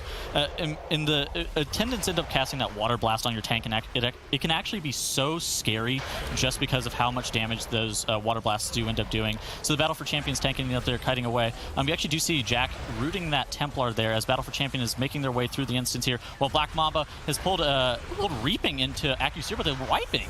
Yeah, this is going to be a full team wipe coming in, as they have... they did shadow melt off some of the Reaping mobs, but because some trash that they killed was so close to the boss, they did aggro it anyway, and then the tank got hit by the Surging Rash. Other abilities went through. You had the Grave Bolts from all those Tormented Souls. Now this is one reason why there's so many Reaping skips in this dungeon, because there's so many casters of the Reaping Souls. And the caster Reaping Souls, if there's so many of them, you just have such a hard time surviving them and dealing with them, because they constantly cast those Grave Bolts, and you just run out of interrupts at some point. And those Grave Bolts randomly target a member and do a single target burst. Now, if you get hit by multiple in a row, then you're just gonna die. And this is probably what happened to Black Mamba here, on top of just getting hit by abilities that they shouldn't be getting hit by. Battle for Champ, of course, is still trying to catch up here, as their huge pull that didn't work out cost them so much time. Yeah, well, just like that, Battle for Champion is back in it. Of course, that Templar rooted off to the side there, and they're making their way into Accuseer's room. They're going to pop a group Shadow Meld here in order to be able to get off that Templar, all the Reaping, all the other mobs that they've accidentally pulled with that. And so they're making sure that they're dropping combat here, as they do get one Tormented Soul in the room with them, but they've procced the RP on Accuseer, and they're going to be looking to pull that in just a couple seconds, where Black Mamba here just trying to make their way back through the instance. They're probably going to be looking to pop their Shroud in just a second, like I just said, and then they're going to be making their way back into Accuseer's room. They're going to end up having to deal with a couple Reaping mobs before pulling Accuseer, but that wipe was so costly for Black Mamba. That's why Shrine of the Storm is just so scary, because any wipe ends up forcing you to pull so many of the Reaping mobs that you wanted to skip just with Shadow Meld or whatever. Yeah, exactly. This is why they had to deal with those reaping mobs at the start once they all released, because they just have this Shadow Melt. And one of the rogues actually dropping very low on Black Mamba side. He does not have the Sheet Death available here. They do have one battle rest, so they can get one player back up unless it's the Raster Druid. Now, one thing to note as well is that the tanks can't be dwarfs. I mean, they can if they want to get rid of the Necrotic, which is pretty important, which we've seen from other teams in other dungeons as well.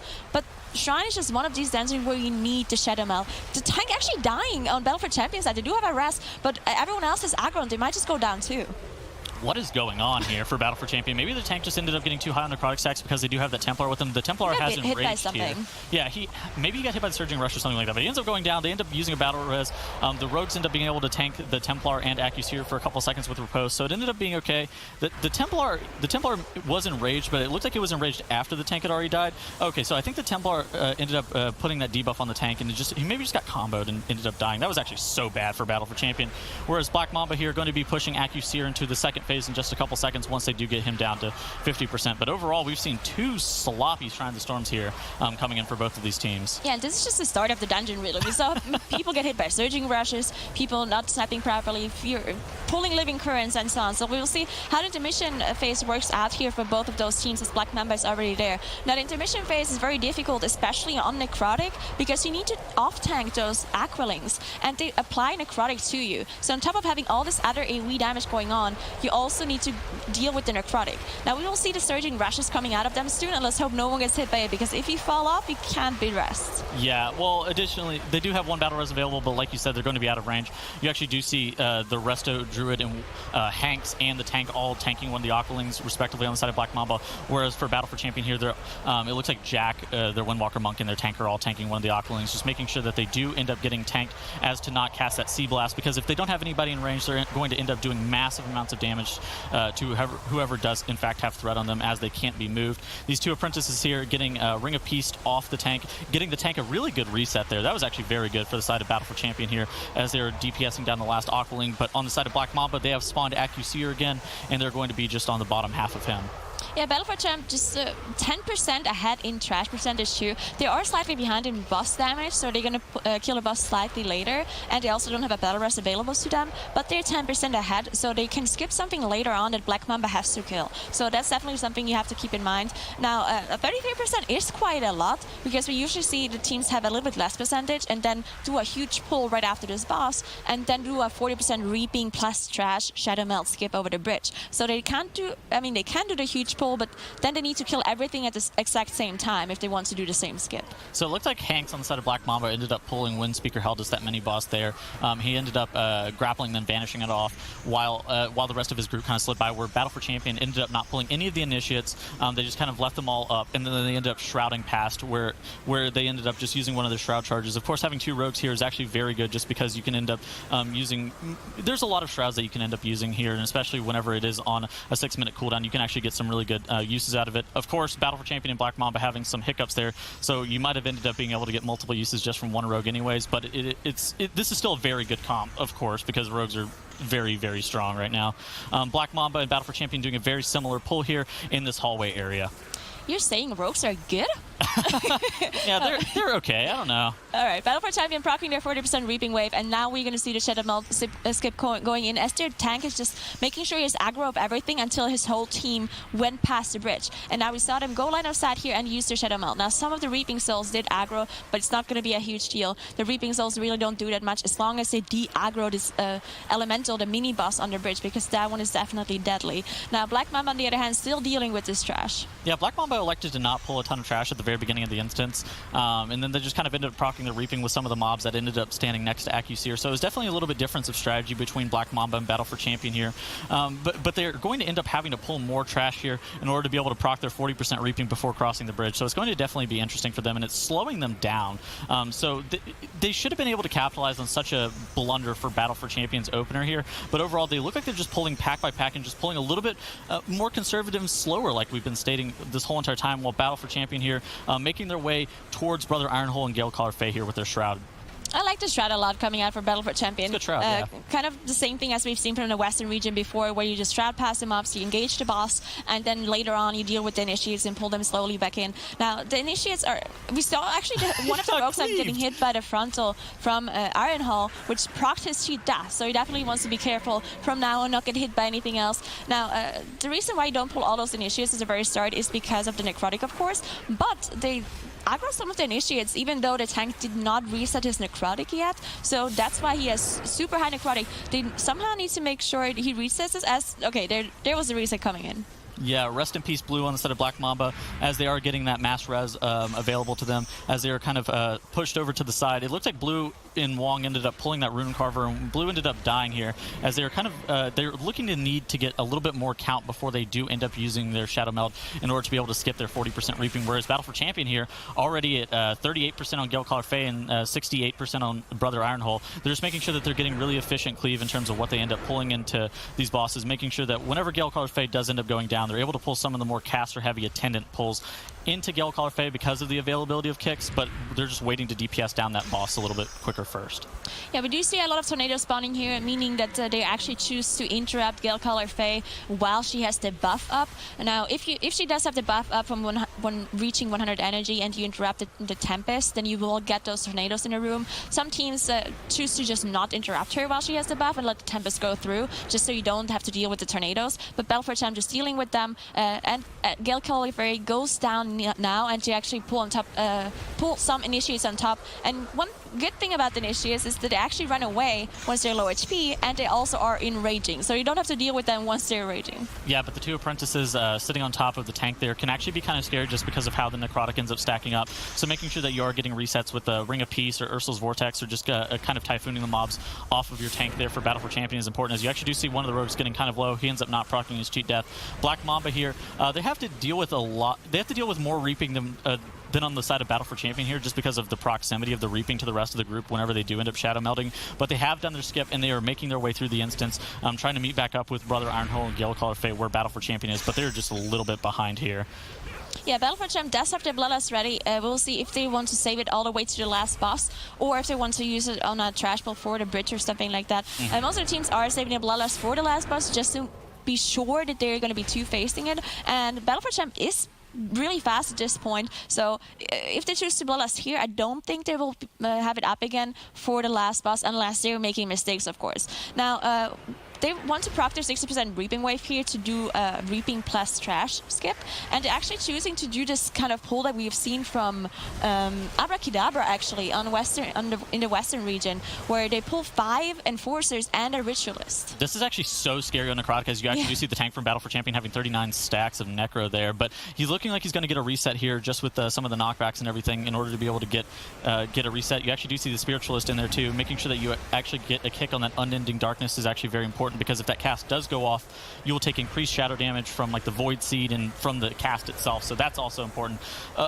Sloot and I talked about this pull that we did actually see from Abracadabra, and we weren't really fans just because, in our opinion, you should just be looking to get your 60% reaping and then run all the way onto that bridge there. But Battle for Champion here, proccing their 60% reaping, getting 65%, and then they're making their way to the bridge. So the upside of this is you're actually able to skip one of the Cultist packs, but overall, we've seen a lot of people pull the Cultist Depthbringer packs together. So we've seen teams do it. So Battle for Champion should be able to do it, especially if they are a world-class team like we have described them as being.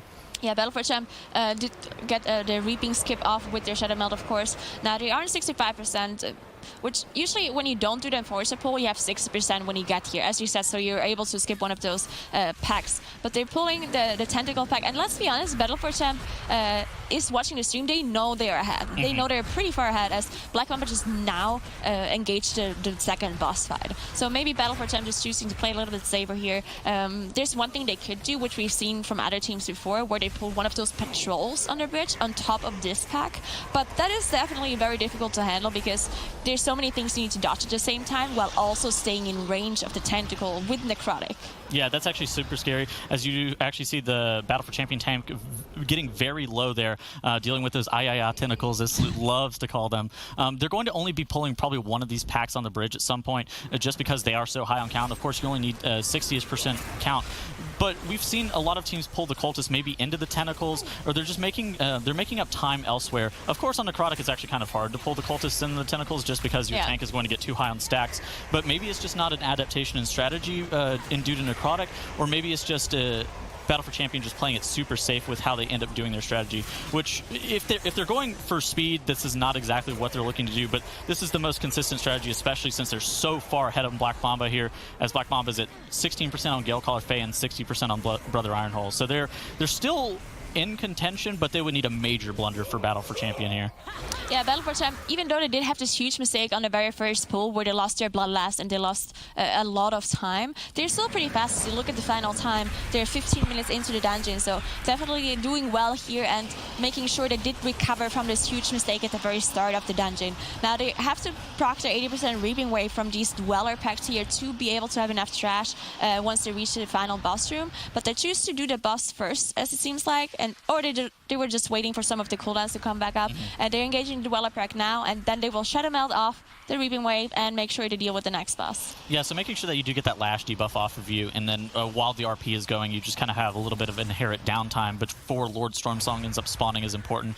You actually do see Battle for Champion having some of those Reaping mobs teleport to them. That's pretty normal, but they do end up probably getting that Shadow Melt off for the rest of it. As Jack ends up going down, which is actually very bad. Most of the time you want to chain this Reaping into Lord Stormsong here, but with the Windwalker Monk being available to res Jack after they do get out of combat, it's going to be okay, but it's just a little bit of time wasted here.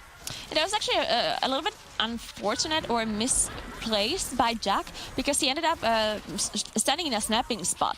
Now, snapping spot, of course, means that the mobs are teleporting to you, meaning you can't Shadow Melt them away because they're too close to you. So he was standing in a little bit of a bad spot, had some of the mobs teleport to him, and they did not get de-aggroed from the Shadow Melt, and he ended up dying, probably because a lot of Grave Bolts were casted on him, and there was just no CC coming out from his team. But they did manage to finish up the mobs. They got the rest out from the Windwalker Monk, and now they're on to Lord Stormsong. This boss is really not that difficult. Yeah, as for Battle for Champions' decision to not use 2 lusts in this, or not use 3 lusts in this instance, it's definitely an interesting strategy. And if they didn't end up having some major issues towards the beginning of the instance, it would have been a little bit better of a strategy. But of course, they probably should have used Bloodlust on cooldown, just considering the fact that they did end up having those major issues. It will probably be back up right about the time that they do get Vol Zip to the point where they end up needing it. Black Mamba here has down Brother Ironhole, Gale Caller Faye. Their healer almost ended up going down trying to do that Shadow Melt skip, but they're able to kind of pick it back up here. Nobody ended up going down here, and they're just trying to make sure that they're in position to be able to capitalize on a Battle for Champion mistake, which is what they're hoping for at this point. Of course, they're not going to be able to catch back up with any amount of proactive play. That would actually just be kind of insane here, but they're just trying to make sure that they are in position to be able to capitalize on it, as all of those mobs do enrage for Black Mamba, which is actually kind of scary. Yeah, that is definitely something I would have liked to see from Battle for Champ, to use their Bloodlust as soon as it got back up.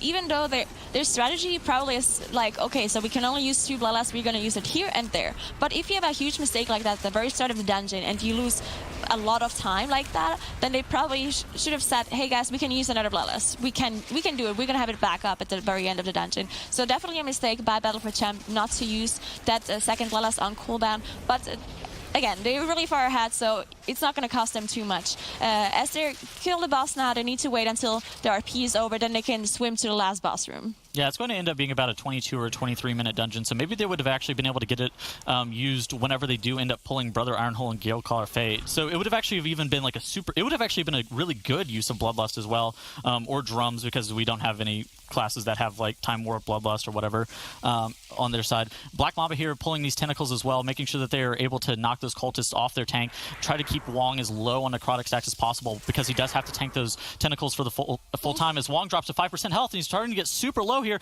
The tentacles do end up going down. Wong ended up popping his Bonsami's Bargain Trinket, but he ends up salvaging the pull there. That was actually super scary for Black Mamba. Yeah, Black Mamba, of course, finishing off the pool just luckily by a sliver of HP by Wong here, as Battle for Champ is skipping some of those eel packs here. Now, we've seen multiple different strategies coming in from teams here. Sometimes they will pull some trash before the boss, sometimes they'll just go straight in to the boss fight, as we see actually a double eel pack being pulled. Now, these eel packs are super, super dangerous with these affixes, because not only do they apply their own bleed effect, but they also apply necrotic. And when they're raging, the dot is going to do more damage, and this is why you see everyone drop so low. So if the tank is kiting, that means the damage dealers are going to get the dots, and then they're going to die to the raging tick. But if the tank is staying in, he's going to die because necrotic plus bleed. So that's definitely something to watch out for here. Those are nasty EOs. You actually did see the Monk end up having to pop his Touch of Karma kind of in a panic there as he dropped incredibly low. Looked like the Battle for Champion row got meleeed on pull whenever they did end up pulling Volzith. It's important to note Volzith is probably going to end up getting DPS down to about 70%, and then he's going to phase into an intermission here, casting a Sunken Temple cast, making sure that he does he ends up just kind of standing there. He'll end up getting kicked after you do end up going into the phase. Jack here, if you actually do see on his unit frame, he does have a buff. It's a Promises of Power buff, which will end up reducing his maximum HP, but end up giving him a sizable amount of damage. And playing around that buff is something that we've seen from so many teams in Shrine of the Storm, and it's one of the most important parts here. Yeah, make sure you keep an eye on the damage meters here, as Jack is going to rise up and just do a lot of damage because of this 90% damage increase that he has on him. Now, of course, he can dispel this in theory, because of course it also lowers your max HP. So literally anything that you get hit by, it probably one-shots you. So if one of those casts goes through for the denizens, or if you get aggro, which can easily happen too when a healer does so much damage, anything basically is going to kill you. So in theory, you can dispel it, but of course those kind of teams do not want to do that, as they want to have the damage increase and have the healer do so much damage. Yeah, of course, these Forgotten Denizens, these Mindbender-esque style mobs end up casting Consume Essence, and if that cast does get completed, it'll end up healing the Denizens to full and then doing group-wide damage. Of course, Jack, if he ends up taking any damage, pretty much, he'll end up going down just because of how little HP he does end up having. Black Mamba here has Lord Stormsong down to 25%. Battle for Champion here, just a couple more attacks before they will end up kicking Volzith, popping their Bloodlust, and then using the Promises of Power debuff on Jack in order to be able to try to push and burn Volzith down to 0 before those ads do end up reaching him. You can see the Bloodlust, of course, coming out here, and you see Jack just doing so much damage, as he has this 90% damage buff. We just love to see healers doing so much damage. I say min-maxes his damage even when he can't be in melee. He's casting those Solar Wraths. Of course, if you have Feral Affinity, the most damage you can do is in cat form, but if there's Area of Denial or you can't be in melee for whatever reason, you want to min-max your damage and put your dots, cast some Solar Wraths. So very well done by Jack here, making sure they do one-phase his boss without getting a second intermission. Getting a second intermission is just such a big time loss, so that's why all those teams are saving their Bloodlust for this exact moment. Yeah, in addition to that, you actually do see the tank. He's looking to try to get eels before they end up dropping combat with Volzith. The reason for that being is if you actually are in combat with those eels before Volzith ends up dying, you will actually end up being able to keep that Promises of Power debuff on the healer, so you'll be able to do a little bit more damage. Of course, the tank ended up not being able to grab those eels in time, which whenever they are so far ahead of Black Mamba here, it's not actually going to be an issue for Battle for Champion. But these eel packs are super scary with the Raging and the Necrotic here, as you do see the tank on the side of Battle for Champion looking to cut away from all of those as they do reach 100% count and take it this series. Battle for Champion.